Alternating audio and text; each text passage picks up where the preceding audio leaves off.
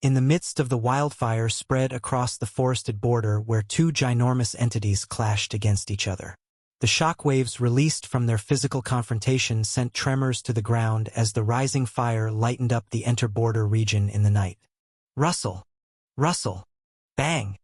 Valkyrie Brunhild was pushed backward for hundreds of meters after the legendary flying monster created a ginormous orb in front of its beak, made of highly compressed wind blades, and hit her with this elemental attack.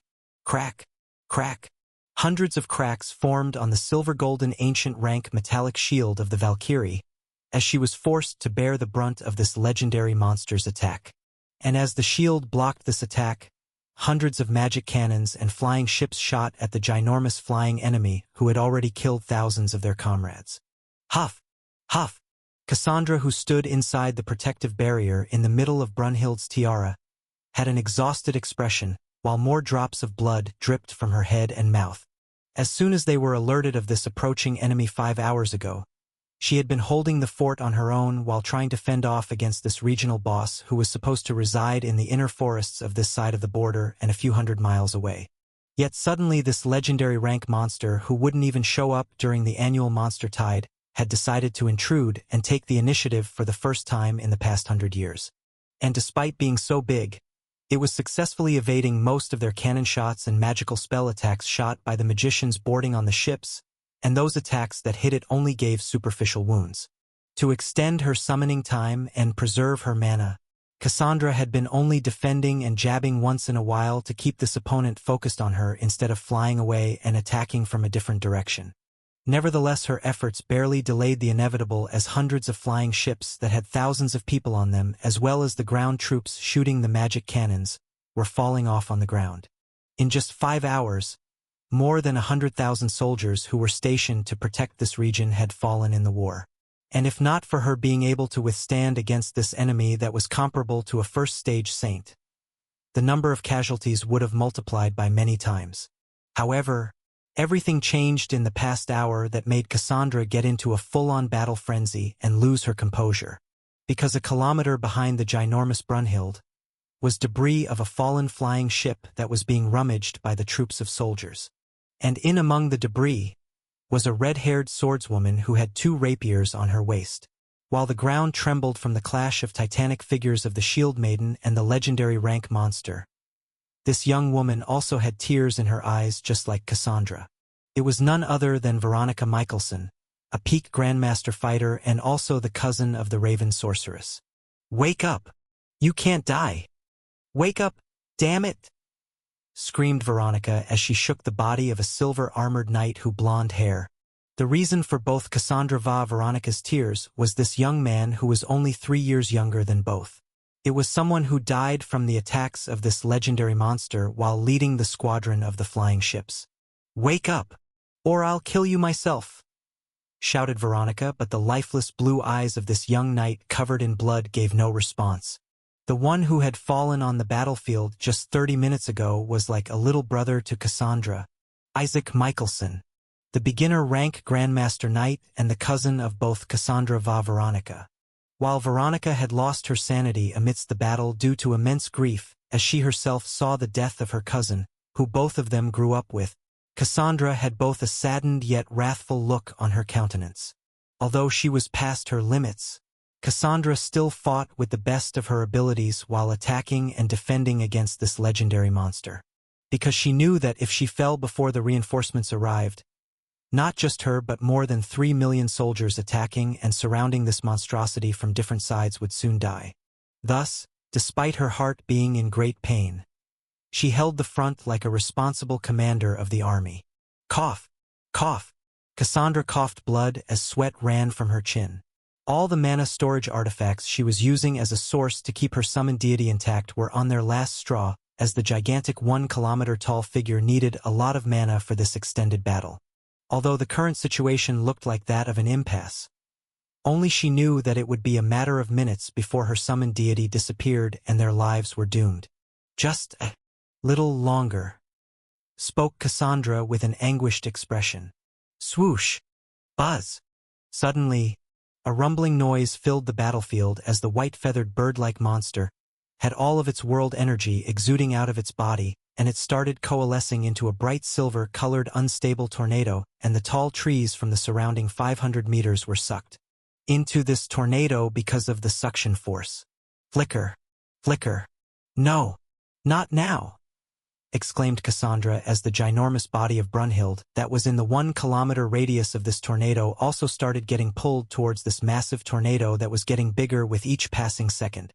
And finally, when her supply of mana was close to depletion and the deity's figure started flickering out of existence, the massive tornado suddenly launched itself towards Cassandra.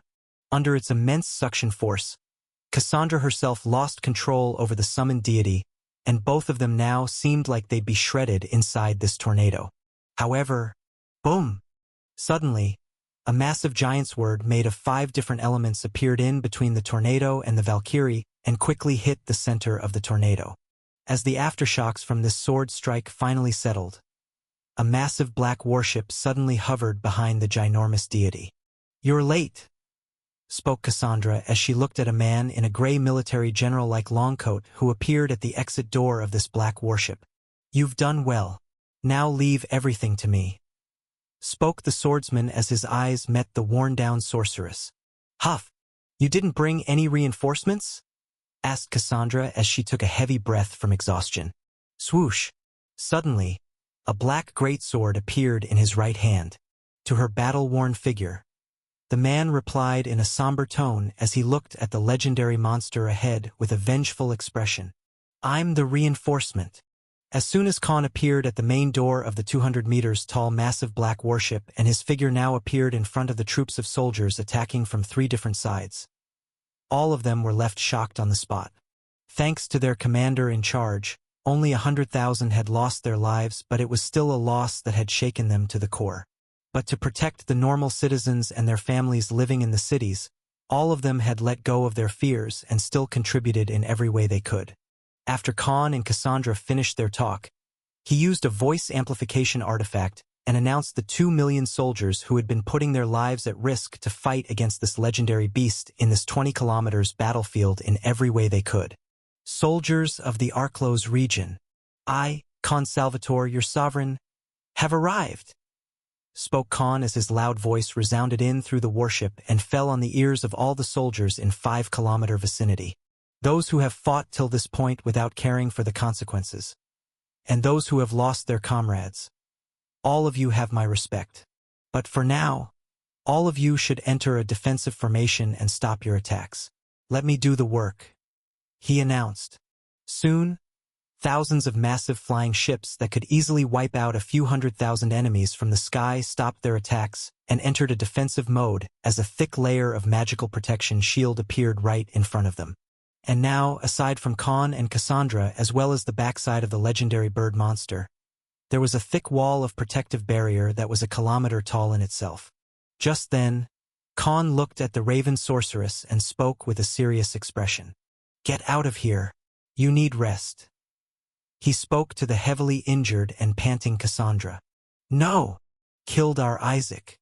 I'm not going to stop until I kill it myself," replied Cassandra as she looked at the monster who was still attacking the shield barriers of the warships and the ground troops. Bang! Just then, a loud noise occurred and everyone's attention shifted towards a man with 2 black wings flying even higher than the legendary monster. Currently, all the flying ships had created a wall of magical barriers in 2 kilometers height only. But they knew that the bird could even fly higher than that. So to divert its attention, Oliver attacked the monster with his best explosive archery skill. He looked at Khan and both of them exchanged a nod. Oliver then quickly flew to the left and started attacking with his skills again. Because even their flying ships couldn't go higher than 8 kilometers, and not all of them were suitable to fight at higher altitudes given their massive figures that were at least 200 to 300 meters in height. So Khan ordered Oliver, their fighter jet who was not only small in size and had the largest attack range but also the speed that surpassed even the fastest of the warships. "What are you doing? Are you going to let it go after so many people died?" asked Cassandra with a furious face after Khan ordered the troops to stand on guard instead of attacking. "There's no point in fighting it here. More people will die if we continue," replied Khan as he looked at the multiple winged bird-like monster. Suddenly, a 4-meter-tall hybrid human who had 2 long brown horns and a muscular build spoke in a deep voice. And most importantly, "It has been only toying with all of you till this point," spoke Blackwell. At this moment, he had hidden his rank and aura to match that of a peak Grandmaster Knight, but still, the pressure in his voice was enough to show that he was a very strong warrior. The reason why Khan hadn't used Blackwell from the get-go as soon as he arrived was because he wasn't an idiot to reveal a legendary rank monster in front of millions of soldiers. "We have to provoke it and take it somewhere else," said Khan, and then looked to his left where another 4 meters tall human donned in pitch-black full-body armor stood quietly. "Jug Ram, take charge here and wait till reinforcements from the capital arrive," commanded Khan. "We're changing the battlefield," he said, and walked inside the warship again. "Wait! You have to take me with you?" exclaimed Cassandra while the figure of Brunhild started dispersing into thin air. "You're not in a position to fight any longer. And this monster won't be restricted when we take it to an open battlefield. There's barely anything you can do. And if I'm not wrong, you won't be able to summon your deity anytime soon either." He spoke in a threatening tone as he had no time to waste here. "I can still fight. I only need a couple of hours," said Cassandra, and suddenly, 2 high-grade mana and health-replenishing potions appeared in her hand. And without caring about the etiquette, she quickly gulped down both of them one by one. Khan, on the other end, gave a thoughtful look as he looked at the semi-saint sorceress. He had fought Cassandra at her peak, so he knew how talented she was even without her ancient rank profession. "Fine then. Hop on a flying ship. We will lead it by the nose. You follow it from behind and keep a distance. I'll tell you what to do when the time is right," spoke Khan out of the blue as he changed his initial plans. "Do you have a plan of attack?" asked Cassandra after a small hovering car-like vehicle appeared close to her, and she jumped in it before Brunhild completely disappeared. "I do," he replied. "What is it?" asked the Raven sorceress. Khan then looked at the monster from the main door of his warship that was launching waves of skills at Oliver, who attacked from the sky. He finally revealed his honest plan. Attack! As soon as Khan revealed his intentions, Cassandra was taken aback. Even after stating the most obvious thing that everyone already knew, the swordsman acted like his plans had some deep meaning to them. "What are you planning? Don't tell me it's simply attacking it," spoke Cassandra as she stood on a seat of the flying vehicle. "The sky is its domain and we're at a disadvantage in attack range. And unlike us, it can fly even higher than our warships. So keeping it engaged in a fight is the only way for us to control the damage," replied Khan. "We need to make it follow us somewhere else first, or it will flee and come later to attack the cities when we are unprepared anyway," he said with a thoughtful expression. "System, what is this creature called?" asked Khan.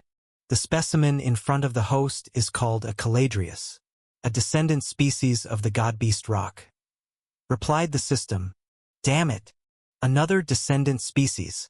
Only if I could fly, I could have killed it easily," cursed Khan as he regretted not having any flight skill or abilities like Oliver. Because so far, the Blackwing General was the only one among their ranks who proved a bit useful compared to all of them who couldn't even confront the enemy directly because they had no flight skills or abilities. Even someone like Blackwell, who was comparable to a legitimate first-stage saint, couldn't fly because his bloodline was that of a Titan and he hadn't actually mastered world energy to use as a medium and fly like a normal fighter-class saint. Just then, Oliver, who had been attacking and engaging from a distance afar, spoke in Khan's mind. "Master, there's something odd with this monster. It doesn't feel like it's fighting with its full capacity. Rather, it seems like it wants to retaliate against something, as if it's being controlled by something or someone," said Oliver as he dodged another threatening wind blade skill that could cut an entire building in half. "Master, I too feel it. There's some different aura that's surrounding its body. And it's definitely not the world energy," responded Blackwell in Khan's head as well. Khan, on the other hand, was trying to think of viable plans to take out this legendary white bird monster who was strong enough to face an army of 2 million soldiers and still not get killed despite being surrounded from many sides. Even a single flap of its wings was enough to cause a typhoon, and many of their massive flying ships had fallen from the strong winds created by this monster. Using his newly acquired lucid reality skill wasn't an option because the monster was higher ranked than him. Dimensional Domain, Void Crack, and Dimensional Cut skill was out of options because he stood too far from this beast than his current maximum range. And even so, the enemy monster was flying in the air and Khan could only travel from the ground based on his current abilities even if he were to enter the true dimension. Plus, the enemy itself was at least 400 meters tall, completely out of Khan's attack range for Dimensional Cut skill. Just then, an idea came into his mind and he looked at the Raven Sorceress who had finally calmed down. "How much time do you need to recover?" asked Khan to Cassandra. "A few hours," replied Cassandra with an exhausted expression. "Good. Recover your health and mana. I will need your help later," spoke Khan as he made plans of his own. "We will divert its attention. You follow us from a different warship. Just don't get detected and keep a distance," he said, and then commanded the pilots of the warship to fly towards the gigantic legendary monster. And as soon as they came 500 meters close, both Khan and Blackwell decided to partake in the battle. Blackwell quickly activated his War Battlecry skill that was now upgraded to SS rank after his rank up, and his targeted aura instantly alerted the flying monster who was going awry because of the constant attack from Oliver. But since the flying general was too far and also quick to dodge, their confrontation was only in a stalemate from the past 10 minutes. Swoosh!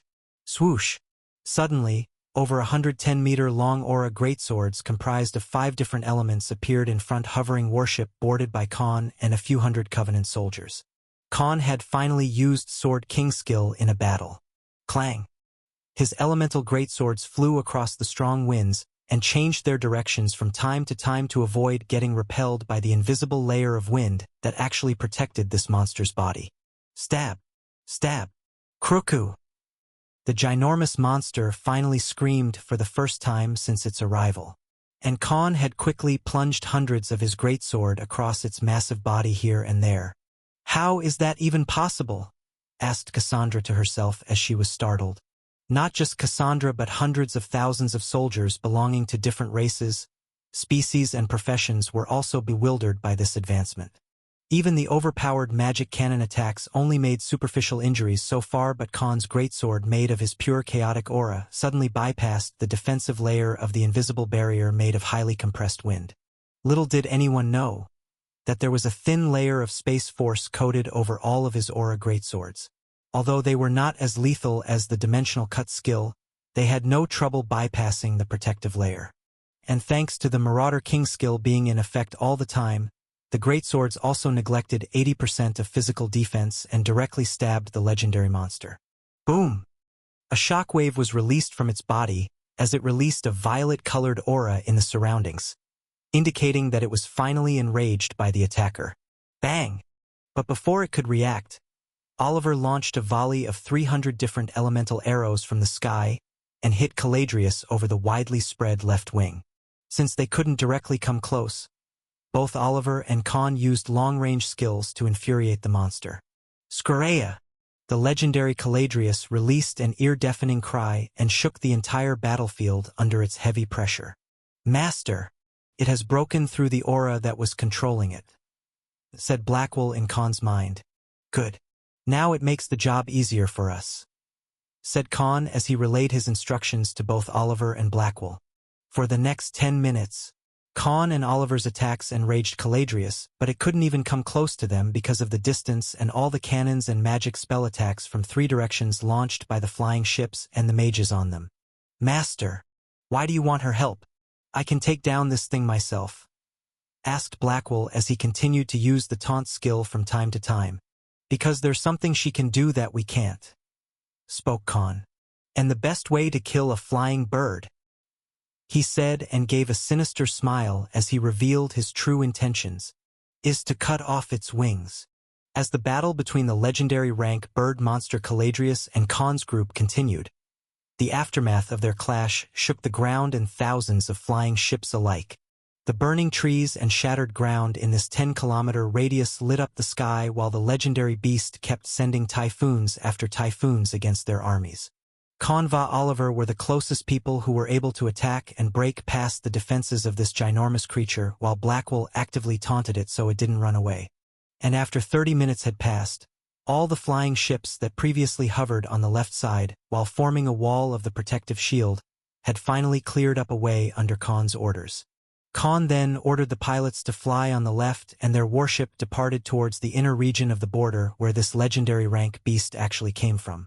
Khan kept attacking the Caladrius using the Sword King skill with hundreds of his aura greatswords from time to time, and with Oliver's perfect assist, they enraged the ginormous monster, while the warship and the flying general flew across the sky at high speed.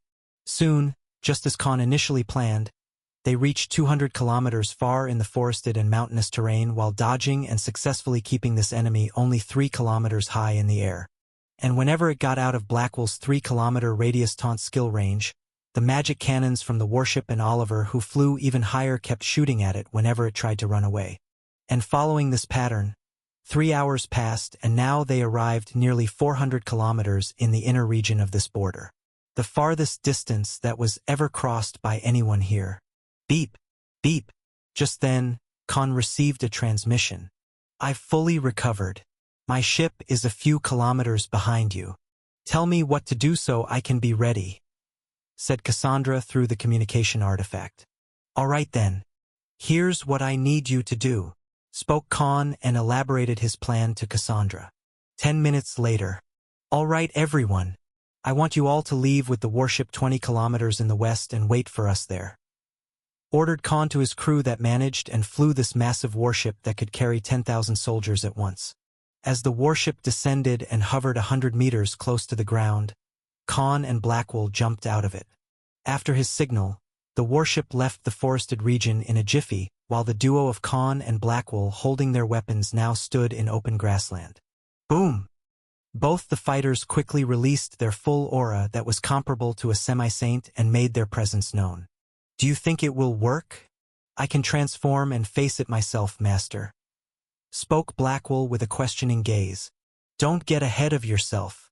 Your entire advantage is on the ground only. Even with all your defensive skills, you'll just be a target who can't even hit his enemy. I and Oliver aren't strong enough to withstand its attacks ourselves either. So follow my plan and see how it unfolds," replied Khan as he awaited the Caladrius to notice them. Krah! The flying Caladrius finally noticed their auras filled with killing intent and spread its wide feathery wings that spanned around a kilometer in width alone. Soon, strong gusts of wind amassed under the widespread wings, and right before their eyes, 2 typhoons made of highly compressed wind blades that could shred an army of thousands of soldiers easily, formed in a matter of seconds, displaying that the opponent was indeed a tough enemy to fight on even grounds. Khan quickly activated Sword King, while Blackwell used terrain manipulation to create a giant 20 meters wall in front of them. Bang! Crack! Shatter! One by one, the typhoons that sucked in the tall grass and the large trees of this area approached towards their direction, while Blackwell, who hid behind the stone wall, cast the taunt skill again. And after this open provocation, the ginormous bird descended 2 kilometers towards the ground and released its highly oppressive aura. The Caladrius has no physical attack skills, only these wind elemental attacks. That's why it hasn't directly attacked us yet, spoke Khan as he analyzed the situation. The next second, he quickly activated War Dominance and threw off the pressure. He then spoke to the communication artifact. "Now! Xing! Shrill! Shwu!" Before the Caladrius even launched another attack at Blackwell, a 200 meters wide red magical formation suddenly appeared above the ginormous figure of the legendary rank monster. Suppression Formation. This was exactly the suppression magic formation that Cassandra used against Khan during their fight. And under this barrier, the target's physical strength and agility were reduced by 60% instantly. One of the reasons why Cassandra had thrashed Khan during their battle in the Emperor's Chosen competition. Caladrius, who was enraged and focused solely on Blackwell till this point due to the taunt skill, suddenly came out of the trance and finally noticed its surrounding. But instead of giving it a chance to react, another blue magic formation formed above the previous one, and suddenly, a chilling breeze leaked from this formation. Crack! Crack! Crackling noises filled the surroundings, and before the weakened monster could even react or try to flee, a gigantic iceberg suddenly dropped out of the formation. Boom! The legendary rank monster was struck and wailed under the heavy iceberg that spanned for 100 meters in width, and finally, the flying monster fell on the ground for the first time since their battle started at military headquarters. Shrill! A loud shrill filled the devastated grassland, and suddenly on the side of the right wing, a 250 meters long greatsword made of different elements came to be. Dragon strike! Boom! A loud explosion resounded in the 5 kilometers radius as Khan, who used Quicksilver's skill and hid amongst the treelines after Blackwell created the stone wall, suddenly decided to attack after Cassandra created the perfect opportunity for them. After finally trapping the bird inside the cage, Khan exited the dense treelines from the right side and spoke with an insidious grin. Time to eat some legendary chicken wings. After the dust from the explosion settled and only an open ground filled with fire, shredded trees and uprooted grass remained in this mountain range. And finally, the ginormous figure of the Caladrius was revealed to all the 4 assailants. A fountain-like burst brown blood that created a stream like a small river ran on the ground as the legendary rank Caladrius now had a massive 50-meter radius hole in its frontal section of the right wing. Under the sudden assault from the suppression formation, the massive iceberg and Khan's dragon strike, the trapped monster finally received a fatal injury.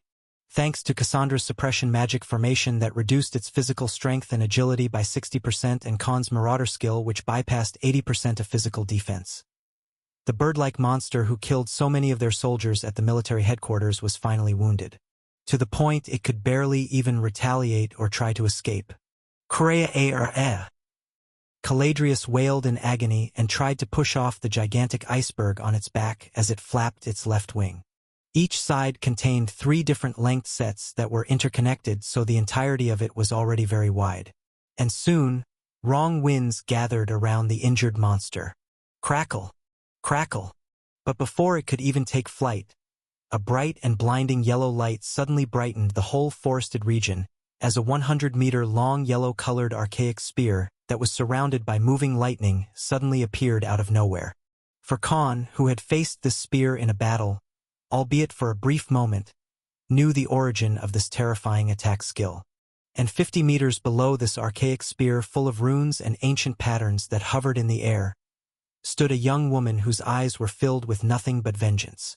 Cassandra Michelson revealed herself at this decisive moment and used her biggest one-shot spell called Spear of Dominion, and without even giving Caladrius a chance to react.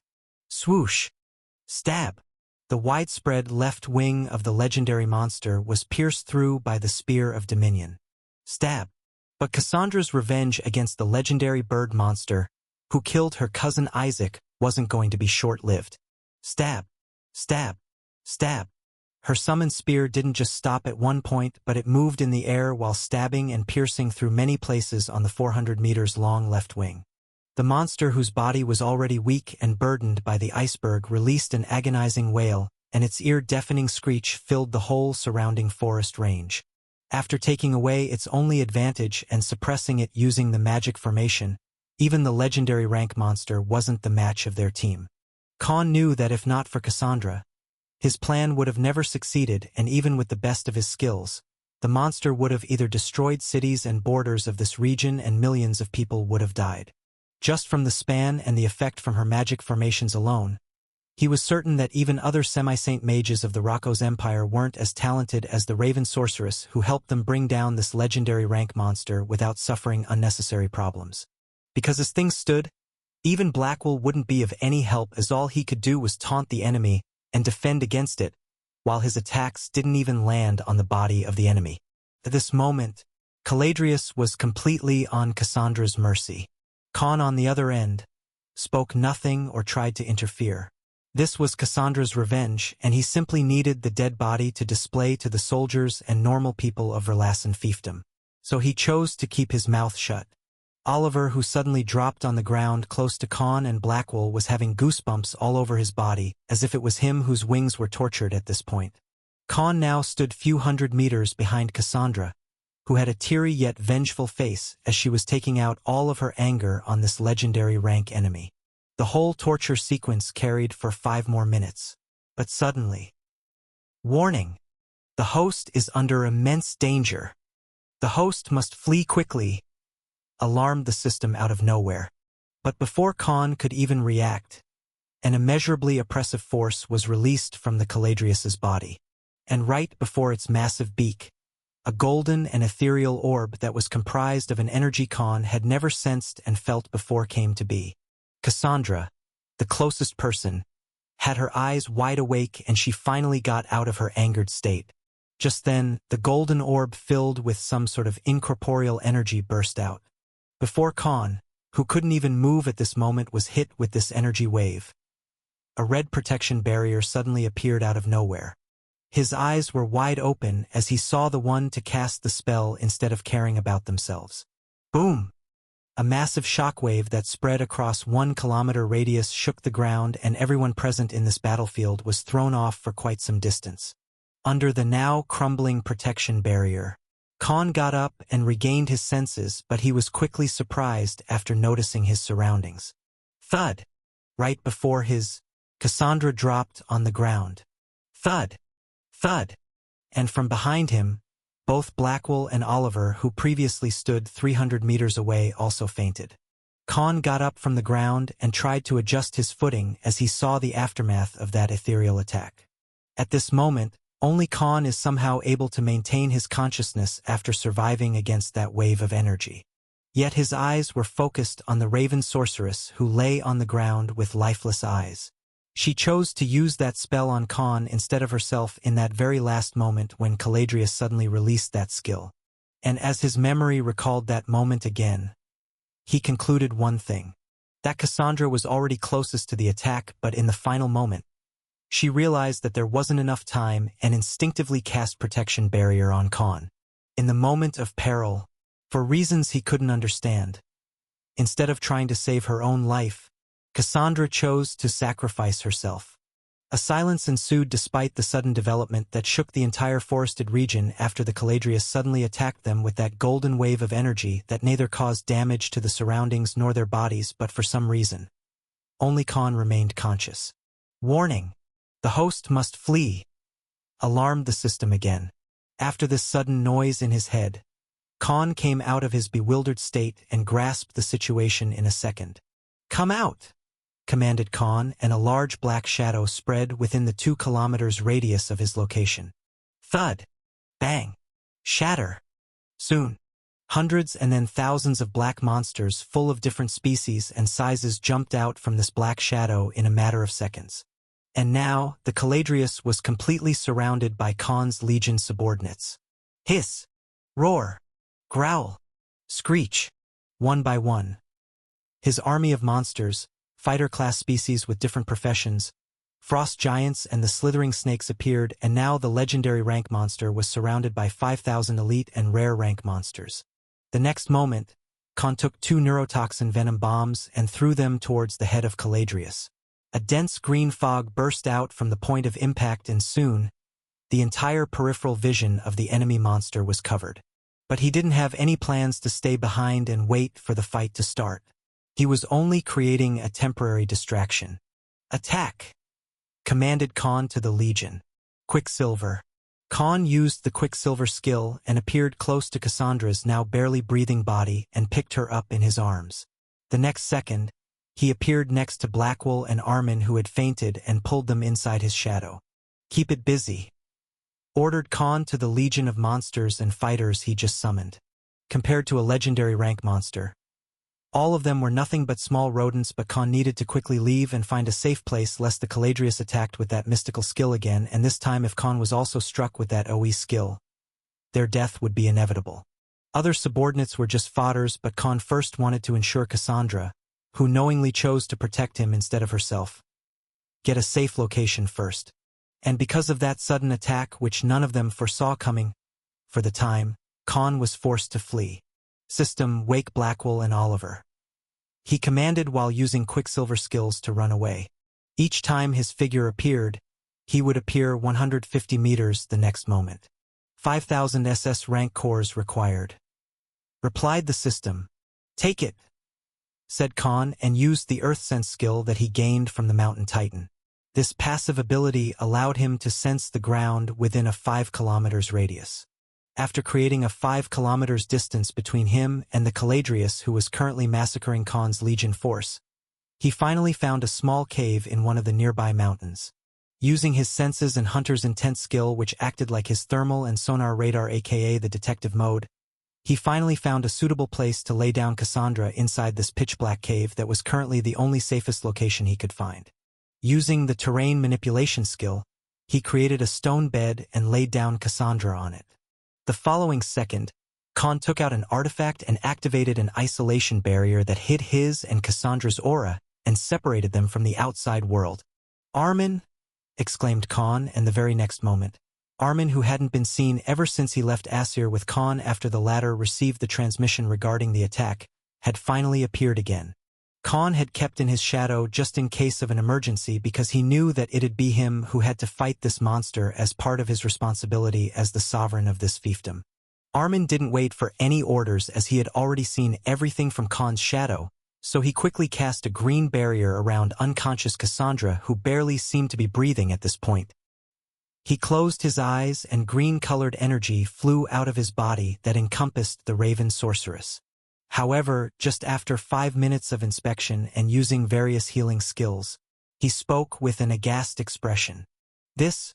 Why did it have to be that type of attack?" said Armin as his face turned somber. "What happened?" asked Khan hurriedly. "Master, he said and took a deep breath. "Her soul has been damaged. And this rate," spoke Armin with a dejected expression. "She will die within a day." Shocked, dumbfounded, Khan was rooted on the spot after this unexpected revelation. "Damn! Does it mean that if I was also hit by the energy wave, I would be in the same situation as her?" asked Khan with an ashen expression. "Yes, although your soul is many times stronger than even her despite the same rank. I'm certain that you would have also suffered drastically from it," spoke Armin, who had the legendary rank class named the Pathfinder, which specialized in soul-related abilities. Khan looked at the unconscious figure of Cassandra, who appeared like Sleeping Beauty under a curse. Why would you do that? You should have protected yourself first." He spoke in an angered tone, because bringing Cassandra here to fight as he needed her was in the end his own choice. So in other words, Khan also held a sense of responsibility for Cassandra's current state, even if she herself did not hold him accountable. "She doesn't deserve this. She chose to fight on the border instead of running away. She very well knew that she was no match for a legendary rank creature. Yet she decided to step up and acted as a responsible commander of the army. And now I'm only alive because of her," spoke Khan with a dejected expression. Because if not for Cassandra, Khan would be lying on the ground and become a helpless prey for Caladrius to kill. He didn't know whether she knew how that attack was going to affect them or not. But because of her choice, Khan was going to live and Cassandra was counting her last breaths. At this moment, Khan stood speechless and didn't know what to do. The current situation was as worse it could be for him. Because on one side, the Caladrius had killed off all of his monsters, he left to stall it while Khan ran off from the battlefield. On the other, Cassandra's aura dimmed little by little with every passing minute. "I'm sorry. It was my responsibility to protect the people, and yet you did your best despite having no need to. If not for me asking you to come along here, maybe you would have managed to live or had a long life," spoke Khan in a tone full of regret. A vivid image of Cassandra heroically facing the legendary rank monster on her own, while summoning the Valkyrie Brunhild, appeared in Khan's mind. Unlike all the other heirs of noble clans and factions he had met till now, only Cassandra seemed to have a sense of duty and responsibility for the normal people who she was given the charge of protecting. While she was driven by rage and vengeance, in the end, it was Khan who made the final call and allowed her to come here under his authority. And yet, because of his error in judgment and negligence, she ended up in this sorry state and now only had a day left to live. However, there was much more to it than one could understand. The Michelson clan already lost one of their heirs. If Cassandra were to die too, they would definitely make his life a living hell regardless of their stand in front of the public. And on top of it, she was also one of the representatives of the neutral faction and a candidate who was supposed to venture into that area where Khan himself had agreed to go. If she died right when he was with her, many questions would be raised and the situation would become unfavorable for him throughout the empire because in the end, he was only a ruler of a portion and didn't have any real influence over the rest of the empire. Plus, too many soldiers had already died after Caladrius suddenly attacked the border. Many witnesses had also seen Cassandra putting her life on the line while Khan leading the monster and ordering her to follow him. So the blame would definitely fall on him regardless of the truth or Cassandra's heroic sacrifice. Everyone would need someone to blame and Khan would be the obvious choice. On top of it, he still hadn't managed to get rid of the legendary rank monster that caused this chaos in the first place. With Cassandra gone and seeing the aftereffects of that soul attack skill it had, it was nearly impossible for him to get the job done. No matter what he did, it won't be an easy job convincing the population, and this incident itself would undo his image, reputation, question his capability to rule as a sovereign, and God knows how many forms of criticisms he would have to go. The final aftermath would be uncontrollable as many would question his reign even if he controlled the system. Because the rest of the empire was ruled over by the noble factions who still harbored hatred for him. And Cassandra's death on his watch was just the opportunity they yearned for. However, Khan forgot about all his worries as he saw the peaceful and quiet figure of Cassandra, who seemed to have no worries about the world in her unconscious state. Khan sat beside Cassandra and his warm palm gently touched her cheek while he spoke in a remorseful tone. "Thank you. Whether it was my past life or this one, no one has ever tried to save or protect me."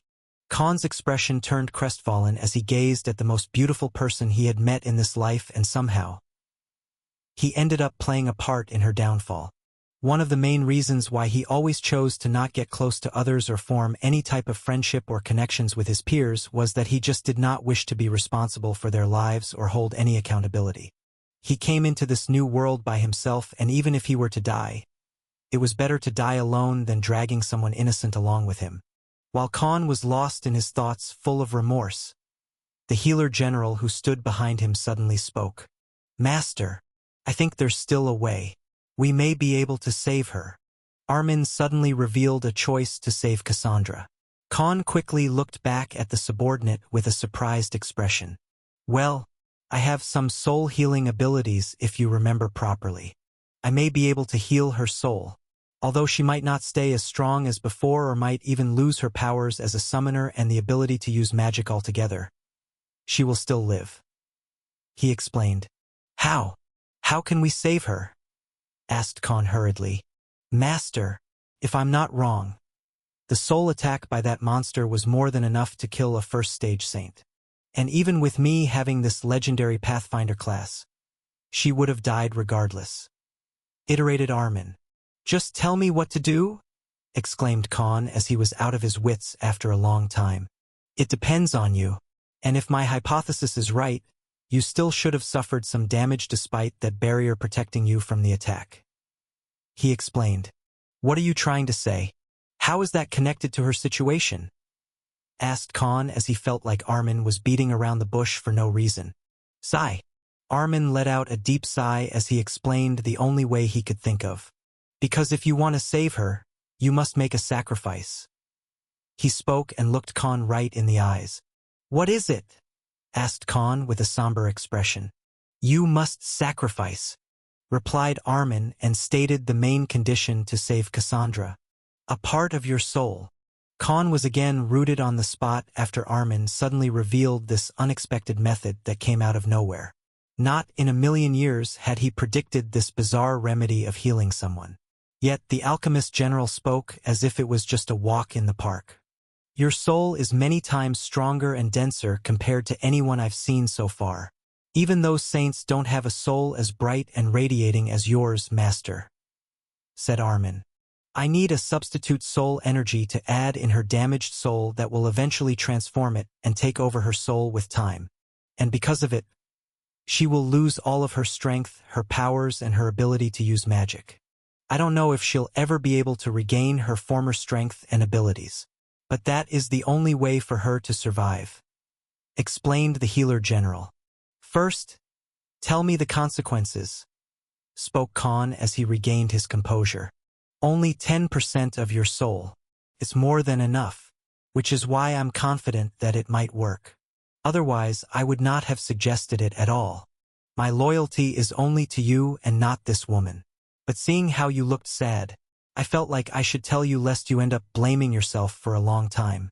That'd be a waste of time in my opinion," elaborated Armin. "Sad? Who's sad? I was only worried about the consequences of her death. I'm not affected at all," spoke Khan as he quickly shifted the topic in a different direction. "Ah, I see. As for the after effects, since it's only 10%, your levels will drop by at least 18 levels. And so will all of your physical stats.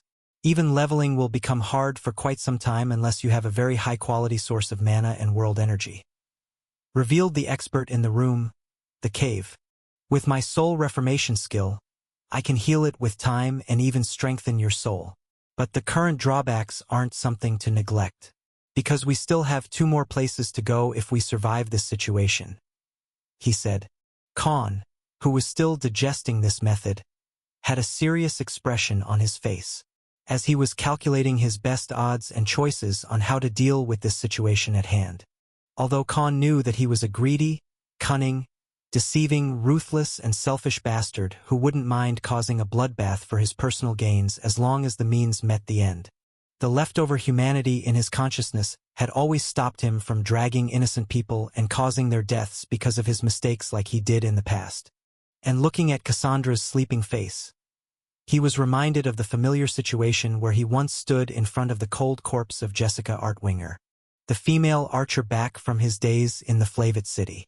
The one who he had saved twice, but in the end, the young redhead woman died as collateral damage because of his foolish choices and carelessness when he stole a space ring full of resources from a corpse of the members of a powerful guild back then.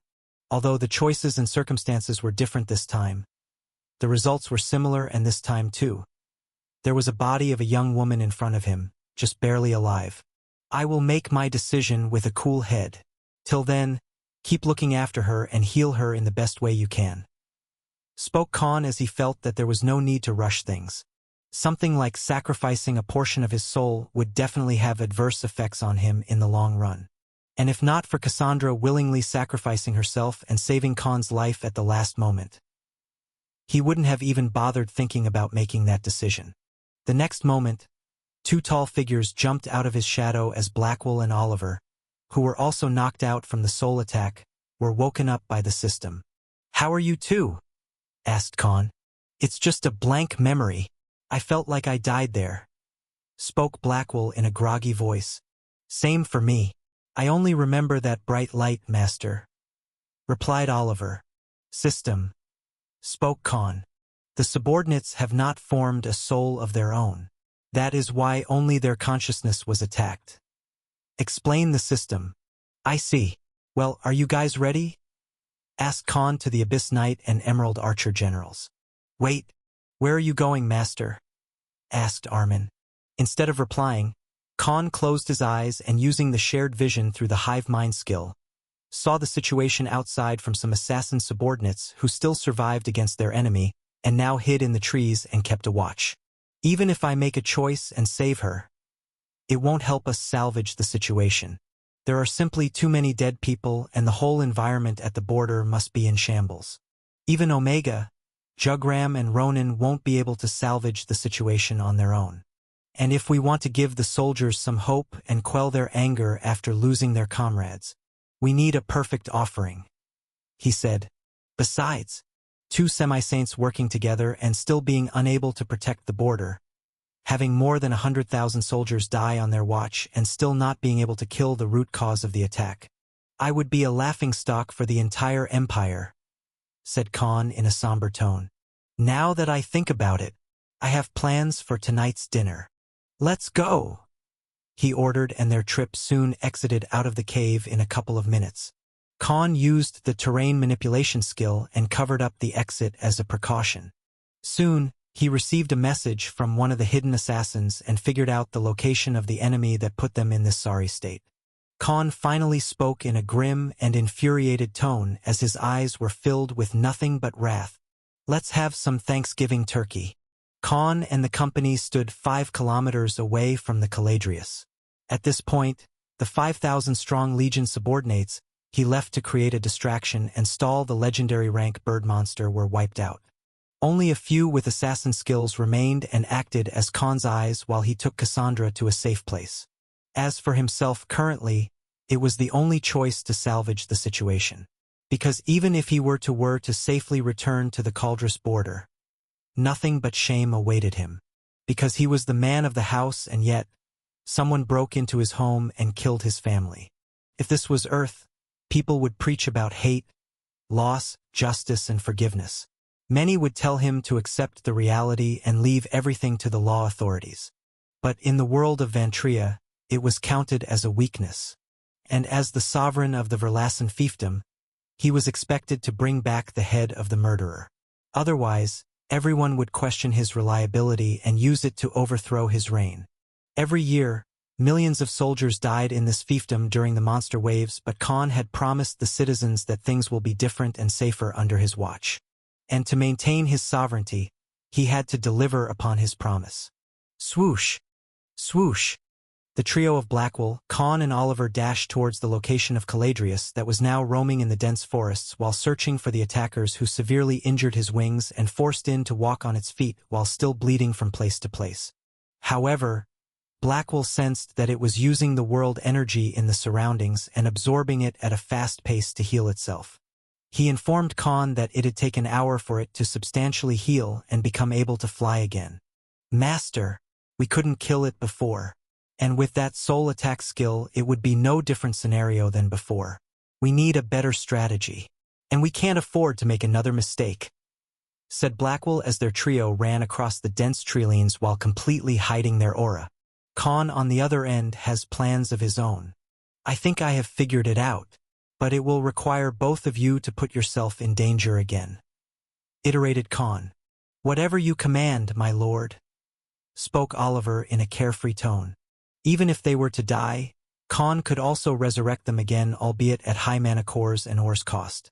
But if he were to die instead, it'd be an end to all of them. Remember previously, despite me and Cassandra fatally wounding it, it only attacked with that soul damage skill when it was close to death. So there must be a condition before using it. Either it is its life-saving skill which can be used only once in a while, or it simply takes too much time to activate. Otherwise, we all would have died a long time ago when we fought against it at the military outpost. Khan explained his analysis. And since the bird isn't completely healed yet, it won't be properly able to fly either. So if we delay any longer, we won't have the opportunity to kill it in the future at all. Thanks to the previous fight, it has lost its only advantage. The only thing we need to be careful about now is to not fall to that soul attack skill again," he said. Khan then explained his plan based on their individual skills and abilities that would turn out useful to them in this hunt. 10 minutes later. Thud! Thud! The ground cracked at the massive feet and heavy body of the legendary rank Caladrius rummaged through the treelines. Crack! Crack! The tall trees cracked and broke up while dozens of them crashed on the ground. At this moment, the Caladrius had been eagerly hunting for its enemies who put it in that sorry state for the first time in its life. Boom! Shatter! Then a loud noise suddenly came from its back, and suddenly, a titanic humanoid figure that was 1 kilometer tall in height alone suddenly appeared out of nowhere. The ground shattered and hundreds of crevices formed under its massive feet. At the present moment, Blackwell had turned into his true primordial titan form. Compared to the Caladrius bird, he was 2.5 times bigger in height alone. But instead of approaching it, he had. However, there was no weapon or a shield in his hand this time. Instead, it looked at the legendary monster that was of the same rank as him with a fierce gaze. Roarer! Blackwell used the war cry skill and taunted Caladrius to focus on himself. He released all of the killing intent on the target so it won't wander off. Cry! Caladrius also released a battle cry of its own and challenged the Titan to a fight. So in simple words, it was a fight between two colossal figures. A descendant of the god-beast rock versus a variant primordial Titan. The ground trembled while the trees shivered under both of their immense and heavy aura. The entire 5 kilometers of space seemed to be frozen given the insurmountable pressure released by these two ginormous beings. However, crack! Crack! Blackwell pointed his hand towards the Caladrius, and the very next second, a wide crevice formed under the feet of the ginormous bird monster. In just 4 seconds, the ground completely cracked open, and a 1-kilometer-wide pitfall was suddenly created. Terrain manipulation. Unlike Khan, Blackwell was on a different level while using the innate skills of the mountain titan whom he was merged with. Soon, more than 10 massive earth elemental spikes quickly came out of the surrounding ground and plunged themselves into the 2 feet of the enemy. Caladrius, who was taken aback, couldn't even use its wind elemental spells, and suddenly fell into this extremely broad pitfall as its wings were already damaged, and it was unable to fly. Blackwell, on the other end, touched the ground below, and soon, a 200-meter-height massive boulder was created by him. Without waiting for another moment, his massive arms picked up this boulder and Blackwell carried it on his shoulder. Thud! Thud! Blackwell steadily walked towards the fallen Caladrius that was letting out ear-deafening noises. But because there was not enough space, it could even use its wings or cast any of the wind elemental skills like before. The titanic figure of Blackwell carrying a massive round boulder on his shoulder, as if he had to close a hole in the wall, stood in front of the struggling Caladrius. Just then, he heard Khan speak in his mind. Drop the wrecking ball. In front of the widened eyes of the legendary rank creature Caladrius, the titan carrying a massive boulder that was more than enough to decimate a tall building from Earth stopped right at the edge of the pitfall. Blackwell, who already made the colossal titan look like a newborn baby in size, held the massive 200 meters tall and round boulder on his shoulder, while the Caladrius that was now stuck inside the 1 kilometer wide and nearly half a kilometer deep pitfall created by the former using. Terrain manipulation skill had an alarmed expression. For someone from Earth, these unbelievably massive creatures that were fully capable of easily destroying cities inhabited by millions of people would appear like godly and mythical creatures. But in Vantria, they were only the 3rd-ranked creatures in the food chain. Blackwell then quickly threw the massive boulder on its body. Shing! Just when the massive boulder was halfway in the air and above the enemy, the Caladrius suddenly released thousands of wind blades from its back towards the falling boulder. Crack! Hundreds of wind blades and shockwaves after shockwaves hit this massive boulder that was as big as Khan's flying ships, but before it even touched its body. Shatter! Shatter! The enormous boulder that could wreck even a warship with a single fall was repelled midway through the air and shattered into small pieces. Even Blackwell, whose most of the body was covered under the protection of the metallic alloy-like armor created from various minerals, had multiple cracks forming on his ginormous body as he too was pushed back for a few hundred meters. Knew it! This bastard has too many life-saving skills. Let's go with Plan B, ordered Khan, and the following second, Blackwell plunged his hand inside the ground, which shook the nearby 1-kilometer forest range, and soon, a 600 meters tall giant sword, just like his previous appearance in the true Titan form, was created again. Thud! Thud! While the Caladrius, who was still struggling to get out of the deep pitfall because of its previously injured wings and now the bleeding legs, Blackwell charged at it furiously and held the hilt of the enormous giant sword while the tip of the blade pointed downwards as he aimed it at the head of the opponent. Swoosh! At this very moment, 2 humanoid figures suddenly appeared over 2,000 feet high in the sky. A 6 black-winged creature that was more than 10 meters in height and had bright white skin, while the head looked like it belonged to some hideous dungeon monster with 2 red horns over its white skull, flew at supersonic speed in the sky. And above the back of this tall creature was a man donned in a gray long coat with a black greatsword in his right hand. Khan held on to Oliver, who had reverted into his true form for the first time and now flew right above the legendary rank enemy. Do it! Commanded Khan. Blackwell then gathered all his strength and made a piercing attack towards the Caladrius.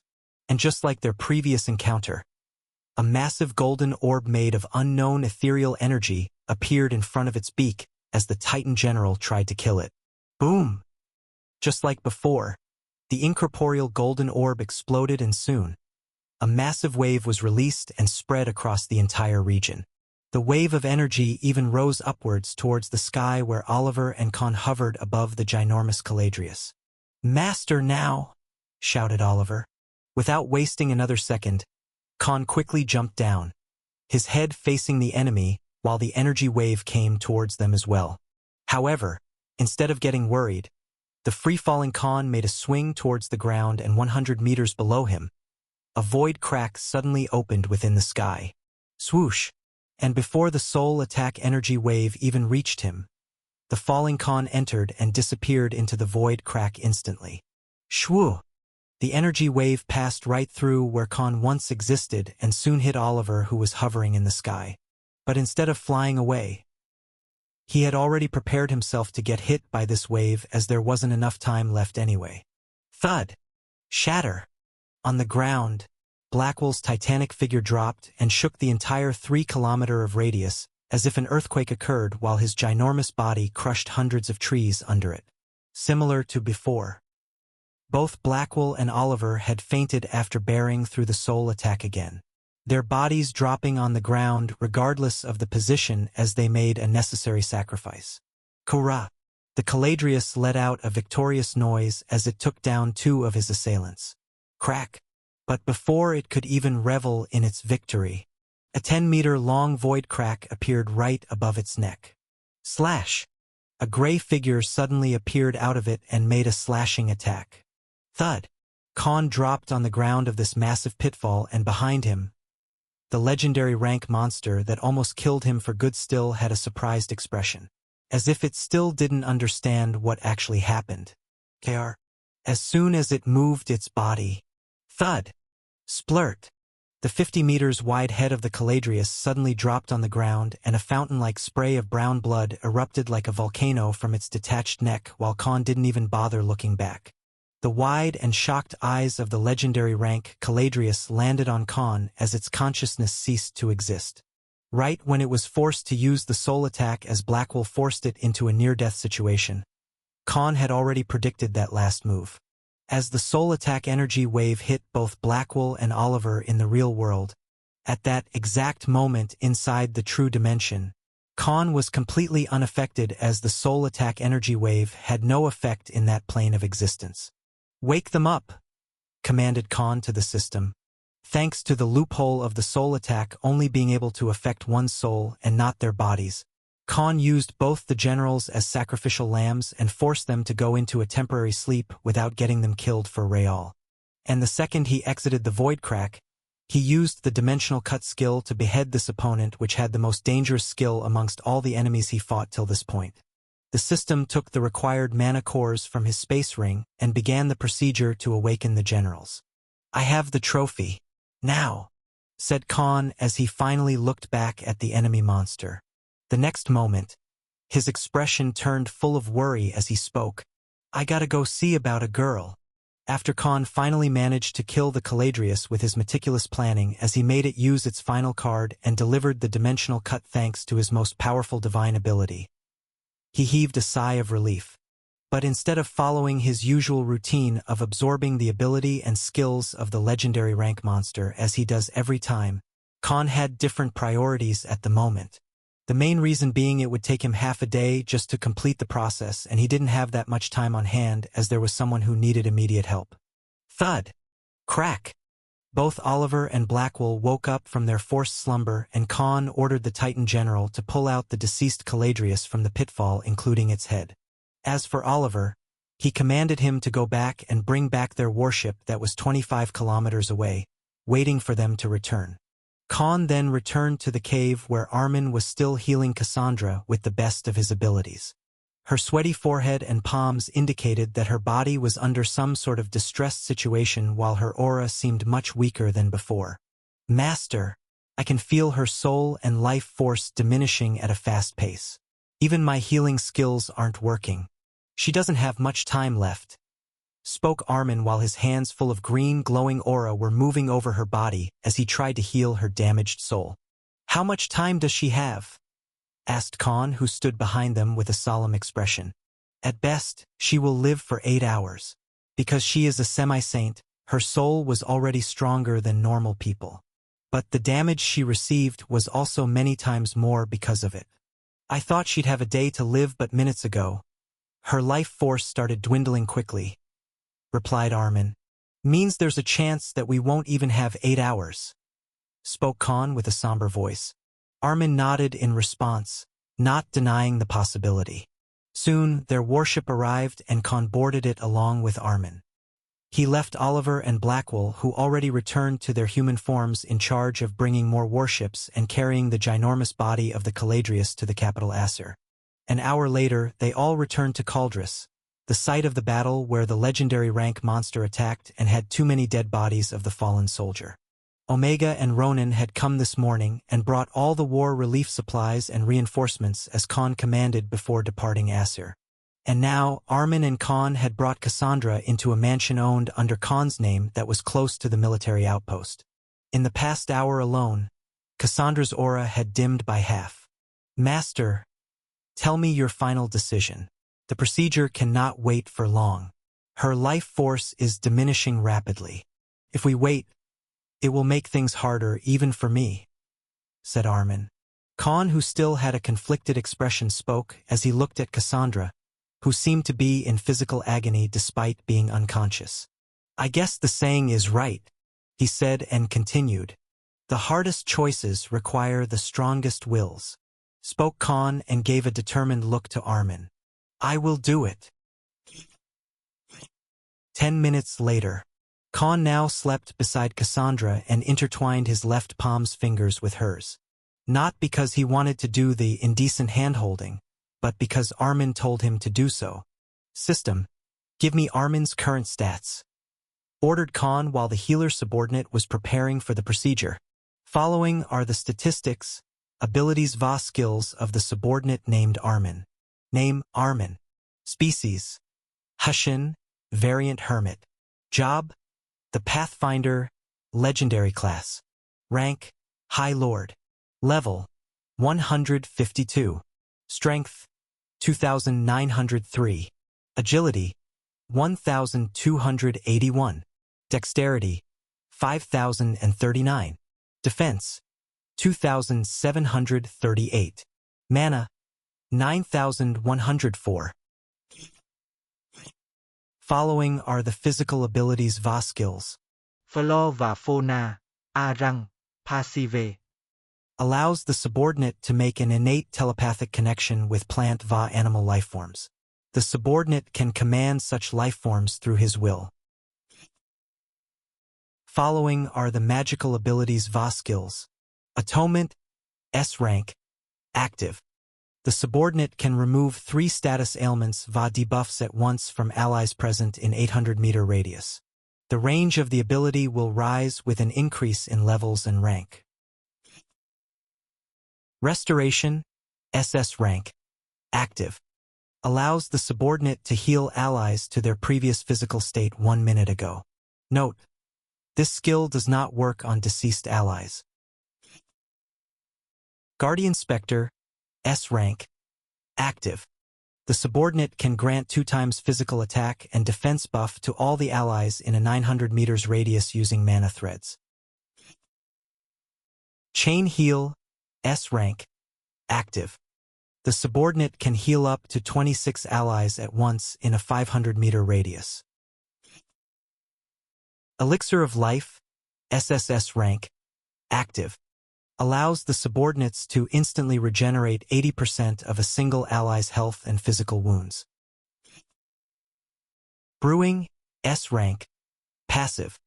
The subordinate has received an innate sense of understanding of the effects of herbs and medicines. This ability may help in fastening the alchemy procedure. Infusion, S rank, passive. Allows the subordinate to mix different elements in potions and medicines, giving the special elemental attributes. Cell Control, SS rank, active. The subordinate can control the bodies of any plant life or wood elemental monsters. Resurrection, Saint rank, active. Allows the subordinates to bring back any ally or individual after the short time of their death. Note: the host is an exclusion to this ability, as all the subordinates will die after the host has died. The resurrection procedure will require 10,000 rank mana cores or ores to successfully resurrect an ally in their peak state.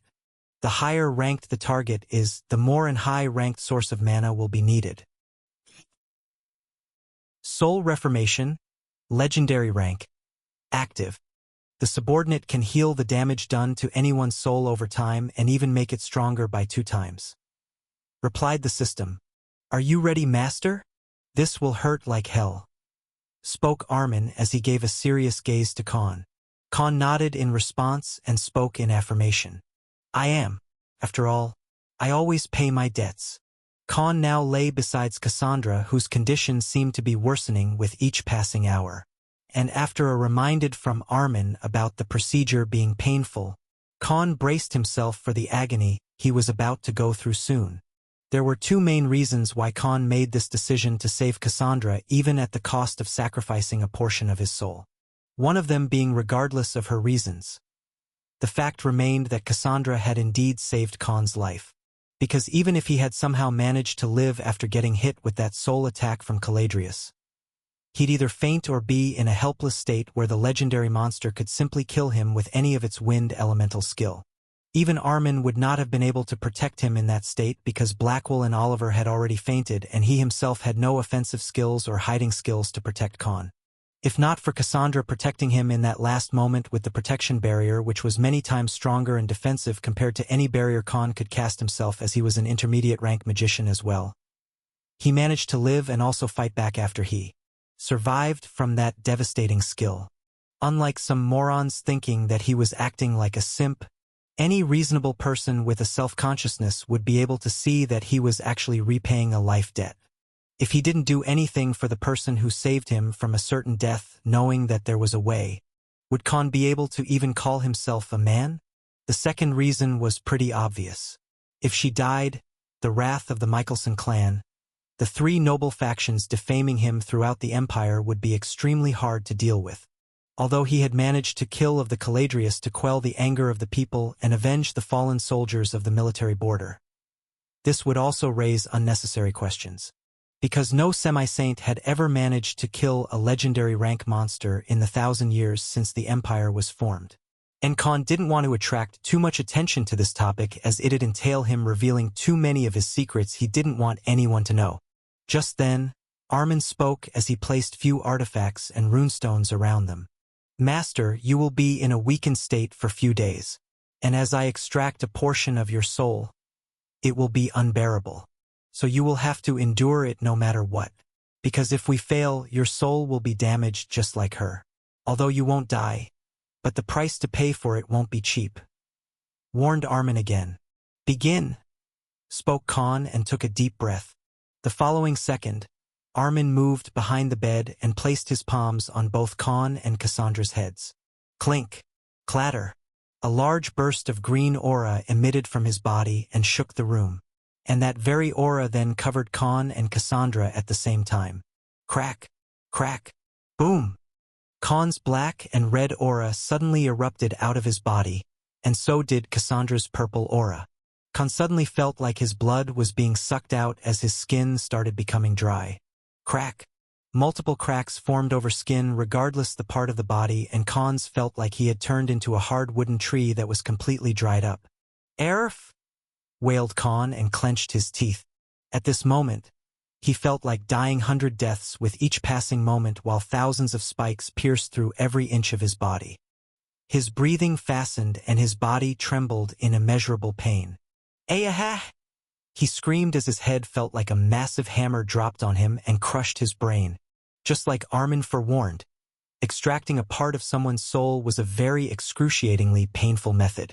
While Khan kept wailing in agony, blood started leaking out of his eyes and mouth. Soon, his ears started bleeding, as well as if his inner organs had stopped functioning and burst inside his body. Arqua! Khan started choking on his blood. He quickly spat out a chunk of it but still did not let go of Cassandra's hand. Thanks to the SS rank rapid regeneration skill that he got from the Mountain Titan, he was healing very quickly as well. However, that did not help in subsiding the agonizing pain in any way. And as the procedure continued, Khan roared and shouted like a madman inside the room, but he was still enduring it despite all the pain. Khan was going through hell at this moment with his sheer will alone. 1 hour later, after Khan enduring this pain-mind-wrecking agony for a full hour, Armin finally managed to take a balloon-shaped bright white light with a faint blue tinge out of Khan's body, and using his green aura as his intangible hands, he covered Cassandra under it. Khan, who still held her hand, felt like all of his energy was being passed from his body to Cassandra through their palms. And under Armin's green aura, the blinding white light was completely absorbed by Cassandra's unconscious body. "Phew, it is done," said Armin as he looked at Khan with an expression of relief. However, his expression turned ashes the very next moment. Khan's sweaty and exhausted figure had already fainted. 2 days later, Khan, who now lay in his own bedroom, suddenly jolted and finally woke up. "My lord, you're awake," Ronan, who had been keeping on a guard and protecting Khan, spoke with a shocked expression.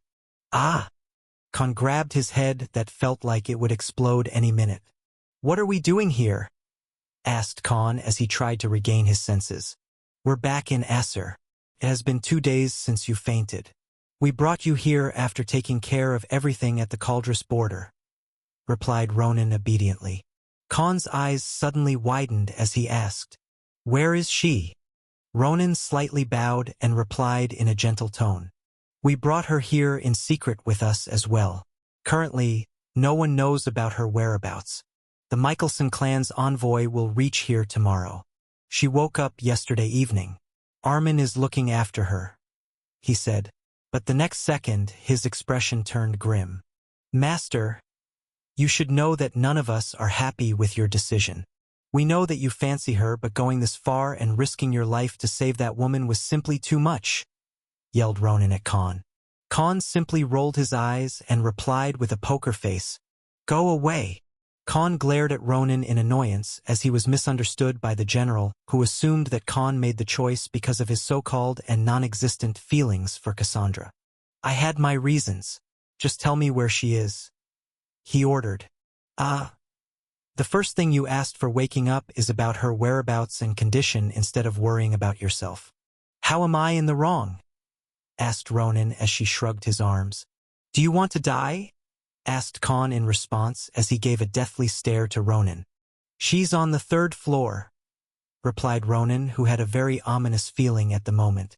After getting refreshed, Khan walked down and entered a grand bedroom right below his own on the 3rd floor of his castle. Creak. He opened the door and entered inside. Armin was still diligently healing while Cassandra in the bed barely had the strength to move. "How are you feeling?" asked Khan as he sat on the bed beside her. "Ah, you came. I thought you were in danger as well," said Cassandra as she let out a sigh of relief and tried to get up. "Tell me, what happened? How am I still alive?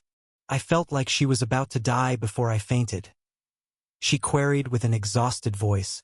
Khan, on the other end, felt a sense of relief. "Thanks to you, I survived and took down that monster you had already injured. You can say that we were extremely lucky to come out alive," he replied. Khan willingly chose to hide the truth as he responded to the Raven Sorceress, because her well-being mattered more than making her indebted to him for the rest of her life. "Grasp. Thank you. I'm alive because of you," spoke Cassandra as she suddenly grabbed Khan's hand. "Don't mention it," he said and scratched his head. This was the first time in his new life that a woman voluntarily held his hand. Otherwise, all the women he had come to meet so far either needed saving or tried to kill him. And given the mindset he had in this life, he ended up beating the hell out of them most of the time. However, he could feel that there was nothing but genuine thankfulness in Cassandra's words. Khan then lightly smiled and covered her palm under his own as he gently spoke. I was only repaying a debt. Khan's expression then turned curious. Tell me something. Why did you choose to save me back then? You also have the mage class thanks to your ancient rank job. So I'm certain you felt the danger even before the monster attacked with that golden orb skill. He queried. I don't know what came over me.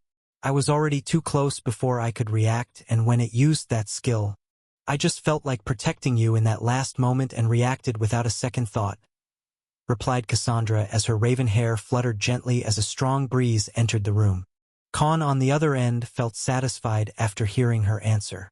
Because there was no hidden agenda or any dubious strategy. Cassandra acted based on her instincts.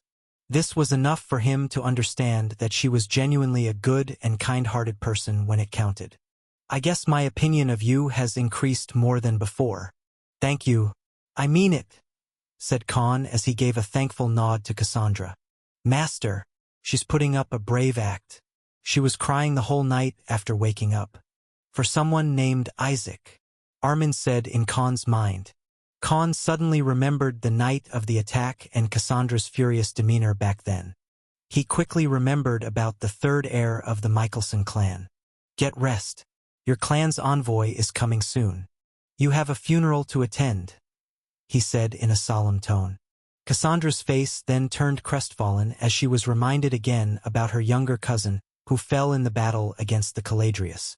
Her expression turned heavy, but she did not speak a word as teardrops formed in her eyes. Master, although we managed to save her, the mana inside her body is already waning. Soon she will be unable to sense or use magic altogether, said Armin in Khan's mind as he continued to heal her body with his skills. There's nothing we can do now. Not everything in life goes as we planned. She might think that it was because of the monster or maybe even regret her decision of saving me instead of herself in the future. I have repaid my debt by saving her life because she saved mine. As for the consequences, those are the battles of her own, responded Khan telepathically. Just when Khan was about to let go of Cassandra, the system suddenly gave a notification. Soul link formed between the host and the individual named Cassandra Michelson. Shocked, dumbfounded, Khan was rooted on the spot as soon as he heard this sudden announcement by the system. His eyes were wide open as if he heard something impossible out of the blue. Are you okay? Asked Cassandra as she noticed this sudden change in his expression. Nothing. I just remembered something important. I need to go now. Take some rest. I'll see you again, spoke Khan and quickly left the room. He returned to his royal bedroom on the 4th floor of the castle. System, explain what the hell was that? He ordered.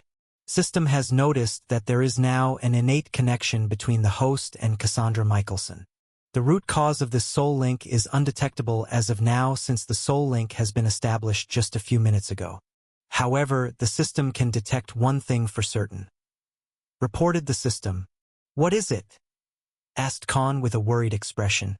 Host will be able to feel the presence of the target with Soul Link in a 10,000-kilometer radius regardless of his location or any form of magical barrier, replied the system.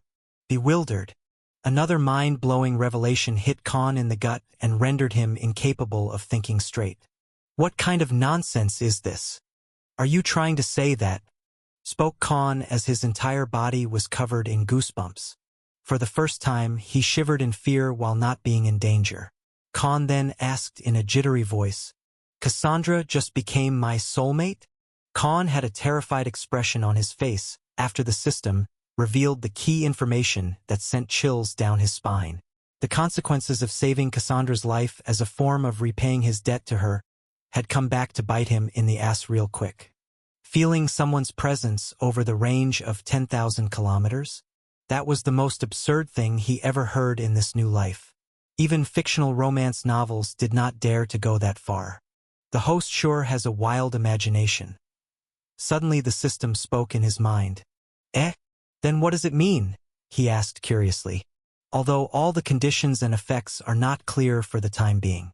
The system is certain that neither the host nor Cassandra Michelson will be affected adversely. and neither will their minds or personalities be affected because of this soul link. As for the aftereffects, only time will tell. Replied the system. Phew, almost scared me right there. Spoke Khan as he heaved a sigh of relief. Thank goodness. I felt like my worst fears had come true, said Khan and lay down on the bed. Let's never do that again, ever. He spoke to himself after the supposed calamity turned out to be non-existent, because Khan did not want to take responsibility or develop feelings for Cassandra out of nowhere just because he shared a part of his soul to repay her for saving his life. Although the procedure they used was beyond any form of physical intimacy, he just did not want the responsibility and get entangled in something troublesome. Developing romantic feelings for a woman? He already suffered because of it in the previous life and had absolutely no intentions of doing so in the new one even now. Although he had a very good impression and only admiration for Cassandra after their encounters till this point, it wasn't to an extent where he would overcome his past life trauma just for the sake of it without a natural progression or reason. He refused to be the protagonist of those romance and harem novels just so the readers could feel the rush of dopamine or get off. And as soon as the system informed him about the current situation regarding the soul link, a giant boulder was lifted off of his chest. Although many things were still unanswered, Khan accepted and came to terms with his current predicament with Cassandra.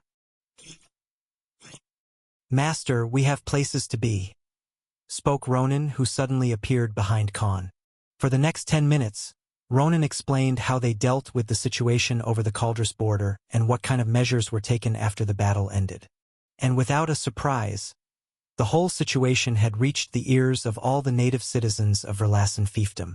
And to bury unnecessary rumors and avoid mass hysteria, the generals themselves announced the happenings of the legendary monster attack and that Khan was currently healing from his injuries. And soon he was going to make a public announcement addressing the whole incident and the aftermath. Well done. Although it must have caused temporary panic among the public, it was still better than our enemies and opportunistic people spreading wrong rumors and misinformation to gain any advantage in their favor, said Khan as he too agreed with the collective decision of the generals.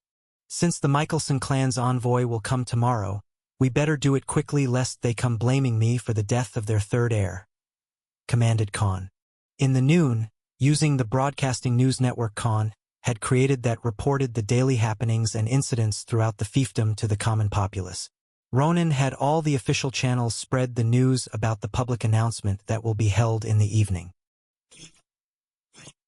After the sunset, most of the citizens had amassed over thousands of the large broadcasting screens established in all the important squares of cities, towns, and villages of the fiefdom.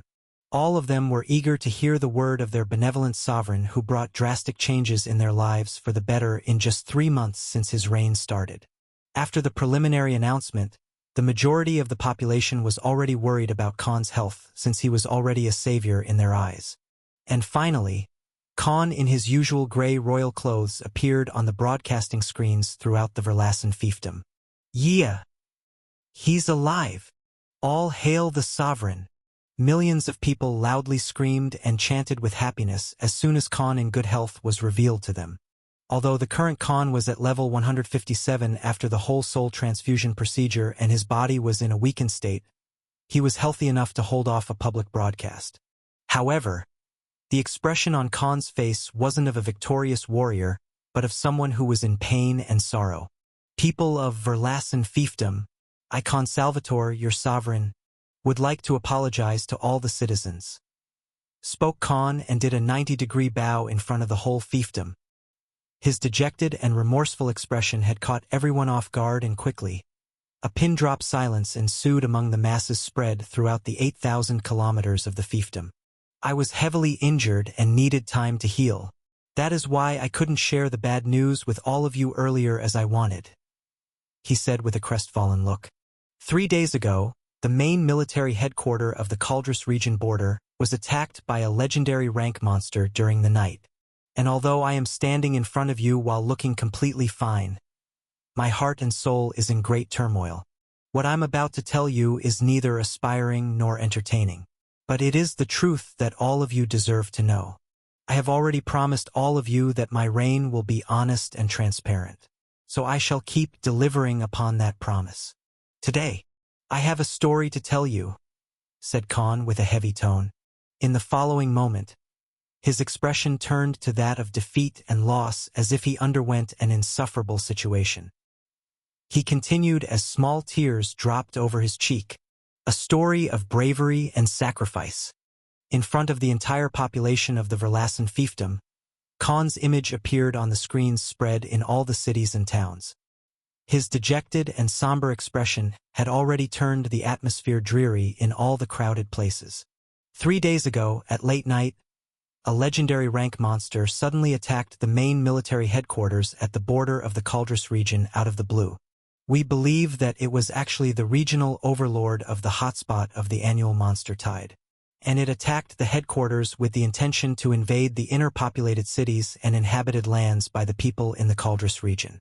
However, the 1 million soldiers stationed at this border, equipped with all the war-related gears such as weaponry, flying ships, magic cannons and fighter-class profession, responded to the situation very quickly and created a defensive formation that stopped the legendary beast from entering any further. He explained. However, a legendary rank monster is not something even a semi-saint can win against. So before Commander Cassandra Michelson was alerted about the situation, a lot of the soldiers who understood the gravity of the situation, and instead of waiting for a command and letting the monster invade the populated regions, they attacked and engaged it in a battle right away. He iterated the happenings of the night of the battle. Soon after Commander Michelson reached the site, she sent a distress transmission to the capital where I was informed about the situation. And given the distance between the capital and Caldrus region, it took us nearly 4 hours to send reinforcements and relief supplies. Spoke Khan and took a deep breath. In the meantime, despite being outmatched in every aspect, Commander Cassandra herself fought bravely without a care for her life and blocked the enemy that was many times stronger than her. Nevertheless, even those great numbers were not enough to gain victory. As of today, we have confirmed that there are total 100,094 casualties, said Khan in a heavy tone. Gasp! Gasp! Millions of people gasped in surprise as they heard the total death count. Normal people never had their lives centered on war or the military, so they were not used to hearing so many people dying in just a few hours. Another chatter started among the masses, but Khan abruptly interjected as he continued the speech. Before I even arrived at the site, any had already fallen, thousands of warships were wrecked, and more than 300,000 soldiers had been injured. But even so, our military force did not waver and kept fighting on the front and tried to repel the invader even if they knew that it would spell only their doom. Our brave soldiers displayed their mettle and stood their ground firmly even if it meant sacrificing their lives. In front of an imminent death, they embraced the danger and held off against the enemy. He said in a solemn tone. After my arrival, I and Commander Cassandra joined hands together, and to avoid more casualties, both of us led it back to the inner regions by provoking the enemy with our constant attack. And after we reached forested terrain, the rest of the battle was fought between only 3 of us. He elaborated. Thanks to Commander Cassandra's unique and amazing skills, we managed to trap and weaken it easily, and after that we both managed to injure it to a great extent. But just when we thought that victory was at our hands, it used its life-saving skills, he said and heaved a sigh. During that decisive moment, Commander Cassandra chose to protect me instead of herself and was severely injured. Khan let out a crestfallen expression but carried on. After I too was heavily injured and barely had any strength left, I managed to land a killing blow and finish off the main perpetrator of this battle. He explained. However, there was no joyous smile on his countenance. Commander Cassandra has managed to survive through her critical condition and is now in a recovery phase. As for the intruder, spoke Khan, and the following second, the focus of all the projection artifacts turned from him to the open ground behind Khan's castle. Shocked, bewildered, the entire population of the fiefdom watching this broadcast was shocked to their core. Because behind the castle was a ginormous figure that was even bigger than the 200-meter-tall castle itself, laid on the ground and was currently surrounded by thousands of soldiers and flying ships. This white-feathered creature that dwarfed even Khan's enormous castle in height with a detached head that was 50 meters tall in itself appeared in front of the entire population. The ginormous Caladrius who caused the mayhem and killed so many of the soldiers was now displayed to the masses. As you can see, this was the monster I was talking about. This creature is comparable to a saint-rank individual in terms of strength and fighting prowess. So if someone is still under the impression that we were weak and failed to properly handle the situation, know that if this monster who could use wind elemental skills strong enough to shred tall buildings and even my castle in a single attack had invaded the cities, the death count would be in millions. Although I was the one who landed the finishing blow, none of this would be even possible in the first place if not for the soldiers at the border. And at this moment, the normal citizens are safe and alive only because of the bravery and the sacrifice made by the soldiers of our fiefdom. So I hope that you will properly understand and commend our fallen heroes who gave their lives for your sake," said Khan in an authoritative tone as he patronized the citizens. His speech left not just the normal populace but even all the soldiers situated in different regions and military outposts feeling overwhelmed. However, every single one of them had come to understand that their sovereign, Khan Salvatore, was a true leader who actually cared about the lives of the soldiers of the fiefdom. Khan's charismatic figure was now displayed in front of citizens and soldiers of the Verlassen fiefdom alike. And as his announcement regarding the happenings of the battle at the Caldrus region came to an end, majority came to realize the bravery and sacrifice of the warriors who protected their lives. However, his commending speech had evoked many emotions in the minds of the millions of soldiers stationed at the borders of the 6 hotspot regions where they had been risking their lives for decades. Because it was the first time in the past 200 years that any person in authority had ever applauded or made the knowledge of their heroic acts well known to the masses. The government before his reign had never even bothered to pay for wages on time or provided them with suitable gears, and many knew of the truth about how little did their deaths matter to those who controlled the old Verlassen mountain range. Khan's speech finally made them feel appreciated, made them feel that they too mattered. As for the families of the dead soldiers who have lost an important member, mostly the ones whom their future depended on, he said, I am establishing a new system where the capable and suitable member of the family will be helped to get a job in various government sectors. They will be trained and educated regarding those professions and positions if they choose to, and there will be no partiality based on age group or gender, declared Khan out of a sudden. It was already revealed in the people's court about how the funds allotted to the families of the deceased soldiers went into the pockets of the corrupted officials instead. If our soldiers can't even perform their duties knowing that their families won't be looked after their deaths, how will they be able to face the enemy on the front, while the people these soldiers are trying to protect are left in the hands of uncertain fate? He iterated. Some people who have never seen or been in a war or lost a comrade act as if they are better for not choosing the path of dying for our motherland.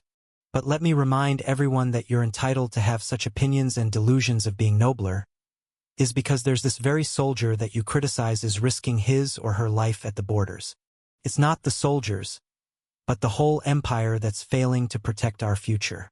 I cannot talk about the rest of the Rocco's empire, but in my reign, I will make sure that no soldiers has to worry about the family they left behind or their future in case they die serving the Verlassen fiefdom, declared Khan.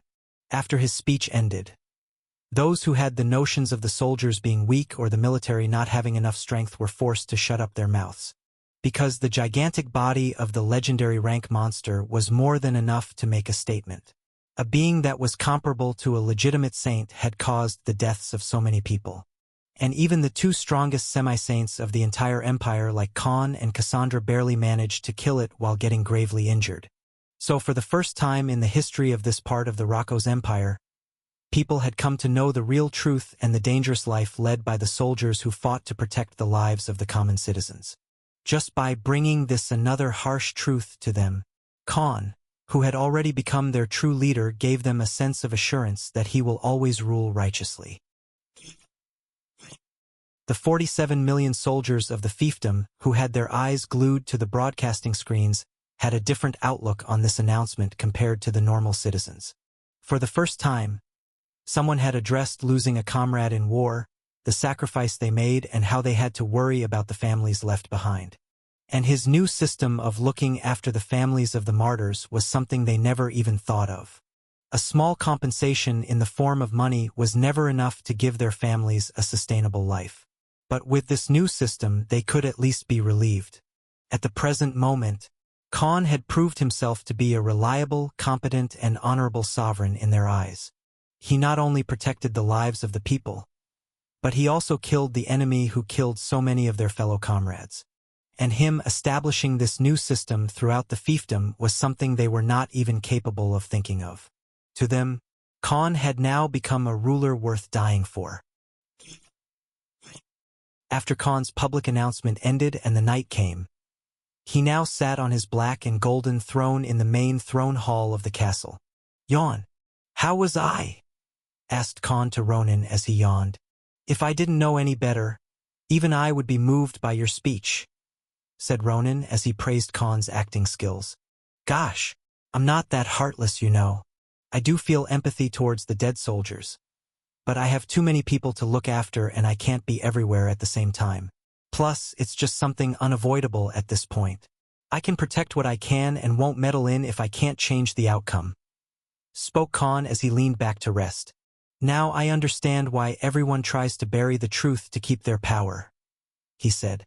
Due to the weakened state, his body felt like he was drowning underwater, but he had no choice regarding the public announcement. "Still, the reparations you've offered aren't small. And the new system you've declared will give you full support from the military as well. After all, controlling the officers and strong people is a different thing than having soldiers to fight for you in a war willingly," said Ronan. Khan then nodded and ordered, "Create more than 200 million copies of the recordings of today's announcement and spread it across the Rakos Empire using our money and connections. Don't hold back. This is going to cause chaos among the military of the rest of the empire. Even they will try to force the government to make a system such as this and force their hand." "Don't you think we already have enough enemies, Master?" asked Ronan. "Think big, Ronan. This isn't just about me creating a good image in front of the citizens. We're sowing the seeds in the minds of the people. The plants that sprout will help us in the future. After all," spoke Khan with a charming yet sinister smile, "I'm the rightful emperor of the Rakos Empire."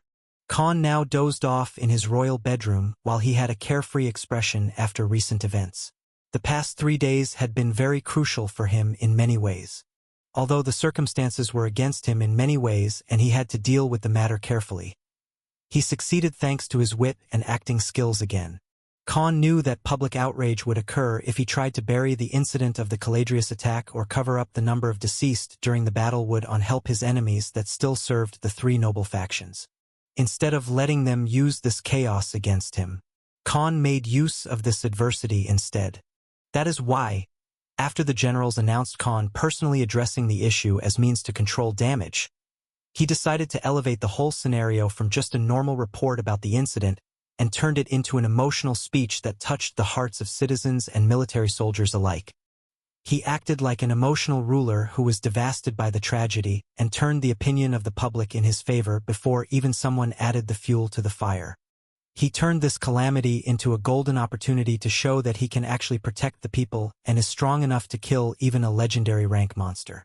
And by spreading the recordings throughout the whole empire, he wanted to subconsciously make people and soldiers yearn to have a sovereign like him in their regions as well.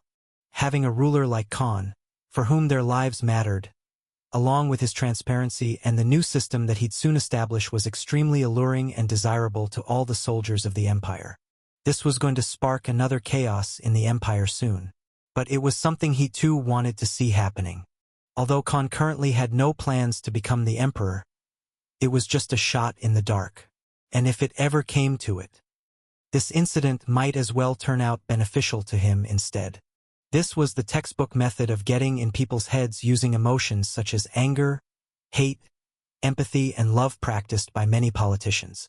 Only smart people could see through that act, but luckily for him, whether it was Earth or Vantria, both worlds were full of stupid and brain-dead people either way who believed in whatever was told to them. So when life threw lemons at him, he decided to make lemonade. The next morning, After having a line of servants serving him and the general's morning breakfast along with their guest Cassandra, Khan and the group were escorted to the open grounds of his 10-kilometer-wide estate. A warship with the sigil of the Michelson clan had come this very morning, their main objective being picking Cassandra, who half recovered from her previous state. After completing the formalities and greetings with the people in charge of the envoy, Khan ordered the generals to escort the people and offer some refreshments while surrounded by many watchful eyes. As for himself, he escorted Cassandra to the main garden and they both had some space to talk. "How are you feeling now?" asked Khan. "Good enough to get by. I will need more time, I think," replied Cassandra as she still seemed exhausted. "I see. Well, I'm sorry for your loss. And I've already reported to your clan's envoy how big of a part you played or how you mortally wounded it to avenge your cousin. No one is going to blame you for it. So it'd be best if you didn't let it weigh down on your mind." He spoke. Khan understood that although Cassandra seemed to be acting okay, unlike a loner like himself, she was someone with a family and friends. So she was naturally heartbroken but chose to not show her pain in front of a stranger like him. And he did not intend to pry. "I guess this is the last time we will be seeing each other. I hope you have a great life ahead," spoke Khan in an honest tone as they both slowly walked into the wide garden full of mesmerizing greenery and fragrant flowers. Cassandra's ears perked as her intuition kicked in. "Why do you sound as if you're going to die soon?" she asked with a curious gaze. "It's nothing serious, just that it feels like we didn't get enough time to talk properly," said Khan as he averted his eyes. "Hey, you're acting weird all of a sudden," said Cassandra with a suspicious gaze. But unlike her, Khan already knew what was going to happen soon. The once most talented and the #1 prodigy of the Rocco's empire was going to lose even her ability to use magic. Soon, her rank and all of her skills were going to disappear as the mana inside her body completely disappeared. By Armin's estimation, it would take at least a couple of months, and then the Raven Sorceress whom he too had come to admire would be nothing but a thing of the past in this world where only one's strength mattered. Although he knew about it, Khan just couldn't tell the truth about how he saved her in order to repay her because Khan was alive at this moment due to her actions. Even if she would get to live, the price she had to pay was as good as being paraplegic for the rest of her life. Khan didn't want to be the one to crumble her world right after she had lost a close family member. The slow walk he was sharing with her at this moment would probably be the last time they'd meet, as nothing but a tragic fate awaited Cassandra. A fate that none of them could change even if they wanted to. As the afternoon came, Khan bid farewell to Cassandra, the woman who made his heart flutter for the first time. The woman who saved his life without thinking about her own just because she felt like it was the right thing to do. And because of the cruel fate, soon she was going to watch her world fall apart. Khan watched Cassandra depart while being surrounded by thousands of soldiers and hundreds of royal guards. This was probably the last time he would ever see her because he was aware that without the ability to use magic, her life was going to change for the worse. Yet there was nothing he could do to help. He had already played a part in at least keeping her alive. The thorny path that awaited her now was something she'd have to walk on alone. As the evening came, Khan sent his orders to the Covenant army to remove the ginormous body of the Caladrius that still hadn't started decaying, given the fact that it was a legendary rank creature that lay behind his castle. Following his orders, 2 warships came and a couple of thousand Covenant soldiers that were comprised of criminals such as rapists, murderers, and all kinds of heinous crimes, but now served as Khan's slaves, tied down the body of this creature that could kill all of them with its aura alone. The massive 200 meters tall warships that had the width of a kilometer on their own had hundreds of metallic cables hooked in that tied down the corpse of the monster. And the sky around the capital Aesir gave all the citizens a glimpse of the enormous creature that caused the deaths of so many people. Those who previously doubted its existence saw Caladrius with their own eyes, and everyone was reminded of Khan's overwhelming speech again. 100 kilometers away from Aesir, in a mountain region, the warships finally dropped the legendary creature on the ground along with the massive head that was tied to its body. Khan then ordered over 8,000 soldiers to surround the 5 kilometers region in all 4 directions and sent all of them away. Flap, flap. Given the price I had to pay, This bastard better give me some god-tier abilities, said Khan as he put both hands over the cut-down neck of this gigantic creature. Absorb! After 5 hours, Khan was finally done with ability absorption, divine ability doing its work. System report, commanded Khan. Congratulations to the host for acquiring the following abilities via skills. Stormbringer, SSS rank, active. Allows the host to control the wind pressure in 1 kilometer radius and create storms filled with wind elemental blades. Note: this ability requires a tremendous amount of world energy. The host is currently too weak to use this skill. The host must become a saint rank being first. Sky Overlord, SSS rank, passive. Gives the host a 300% boost while using any flying skill or levitating in the air. A constant supply of world energy is required for this ability to come under effect. The host must become a saint to enable this ability. Caladrius Wings, SSS rank, active. Allows the host to use physical wings to take a flight and improve his speed over time up to 2 times. Note: the host's current physique is too small and weak to handle the wingspan. The host must become a saint rank being and use a transformation skill to use this ability. Soul Distortion, saint rank, active. Allows the host to create a soul-damaging burst attack with a range of 1 kilometer. All the targets will have their souls damaged. Other than the subordinates, everyone else will be affected by this skill regardless of their relationship with the host. The host is advised to use this skill cautiously. Note: an enormous amount of world energy is required to use this skill. The host must become a 2nd stage saint to use this ability. Activation time required, 1 hour. Congratulations to the host. Bladestorm, Windblade, Skylord abilities have been upgraded to SSS rank, and the host has received a 100% damage output buff in all wind elemental spells and attack skills. Bloodline, Godbeast Rock. Current bloodline purity, 37%, reported the system. Khan on the other end had nothing but a poker face. Thank you and no thank you, he exclaimed. All these abilities were simply too demanding, and as of now, he couldn't even use a single one of them. Although he understood the reason, it was still too unbearable given all the expectations he had. All of these skills were too powerful and would benefit him in a large-scale battle if he ever had the occasion of fighting an army of 100,000 enemies himself. And with the potential they had after he leveled up and so did these skills, he'd be no different than an Air Force squadron himself. Why the hell can't I get a flying skill? Asked Khan in an exasperated tone. Because the recent encounter with the Mountain Titan and the Caladrius monster had shown him the biggest demerit he had at this point. He didn't have a single flying skill he could use in a battle. And waiting to become a saint first was a luxury he couldn't afford given the future expeditions he had to do in upcoming months. Because the host's current body cannot handle the wingspan. It's simply too big. And this bloodline, the host will need to become a saint and this physical ability will automatically activate. Reminded the system again.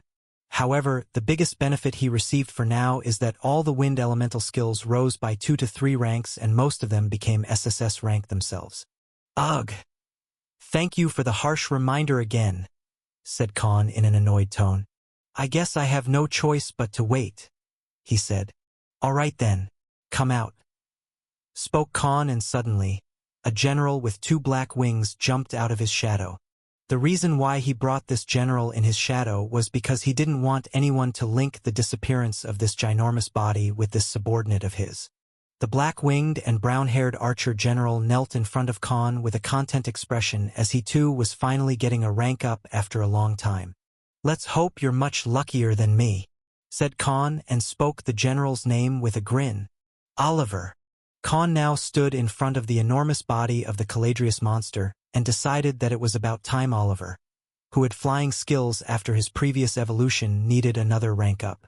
And given the type of flying monster Caladrius was, Khan had high expectations. Awaken, commanded Khan and ordered the system to start the synthesis procedure. and after 5 hours of wait, the results were finally out.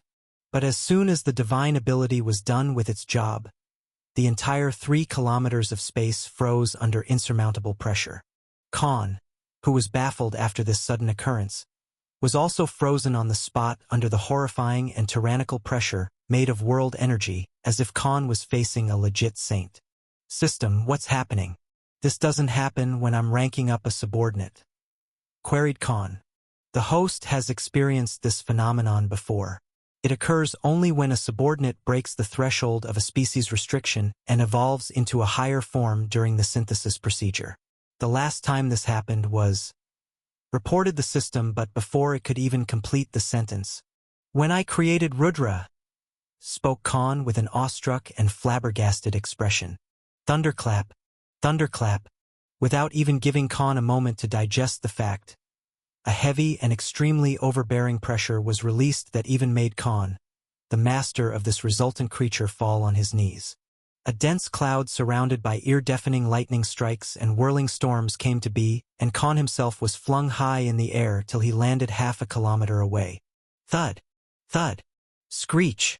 A heaven-shattering screech filled the 5 kilometers radius, and Khan, who was the closest to this creature, felt like he had already gone deaf. Soon, the storm faded, and a 500 meters tall gigantic bird creature with a head that looked like a more fiercer and primordial version of an eagle, 6 massive black eyes, 3 on each side, and talons as big as a tall tower came to be. Its massive yellow claws and the piercing beak gave this gigantic creature, that was even bigger and had a wider wingspan of 1.5 kilometers, stood like an overbearing king of the skies. Strong gales and crackling lightning ran over its completely brown, ginormous body filled with large feathers, and the creature gave Khan a fierce gaze, as if it was looking down on its own master, just like Rudra, the variant basilisk, once did. What the hell is this? How can such a creature exist?" asked Khan in a bewildered voice. "Congratulations to the host. Subordinate named Oliver has merged 2 different bloodlines and evolved into a superior variant species called Thunderbird. Species bloodline effects. Oliver can generate powerful claps of thunder with a flap of his wings. The beak of a Thunderbird subordinate can shoot out bolts of lightning at will. He is also capable of summoning huge storms and typhoons, capable of annihilating cities with its forceful and high-pressure wind attacks and stray bolts of lightning." Following are the statistics for the subordinate named Oliver. Name: Oliver. Species: Thunderbird. Variant: Garuda. Job: Tempest Archer. Legendary class. Rank: Legendary rank. Level: 238. Strength: 6,730. Agility: 10,293. Dexterity: 9,035.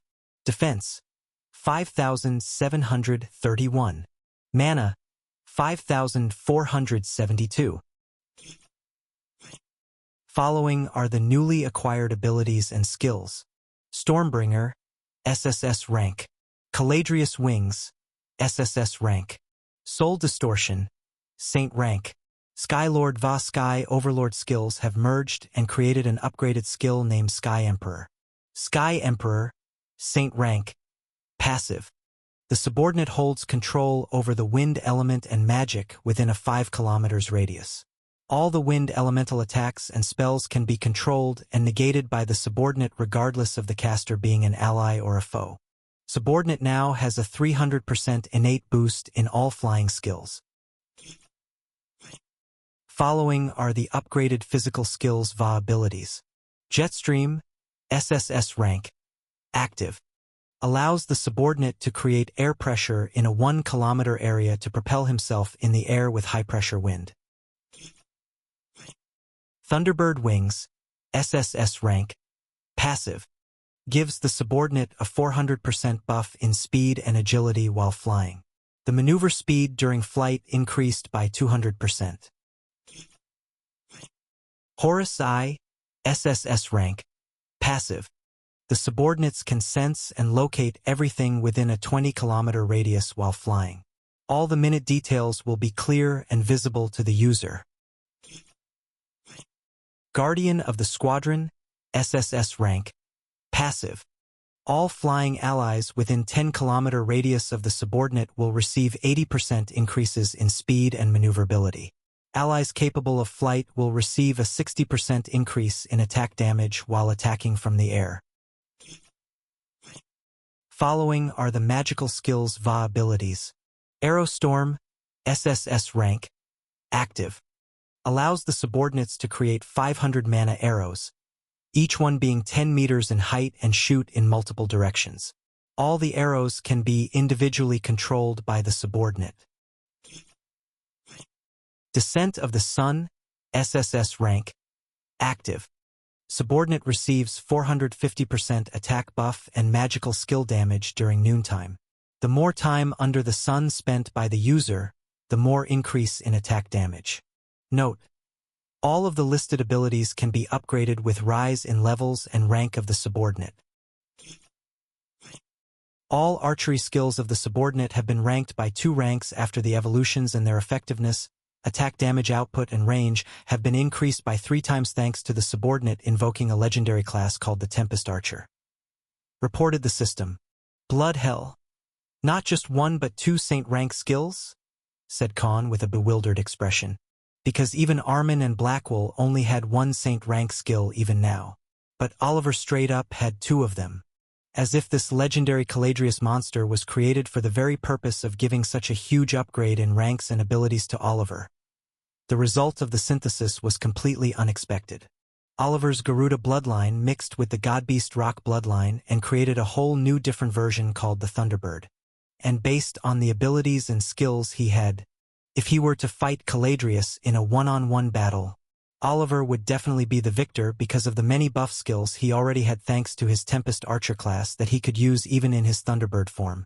Khan quickly came to one truthful conclusion after understanding the gravity of the situation. Whether he wanted to believe it or not, Oliver after his evolution had the potential to surpass even the god beasts.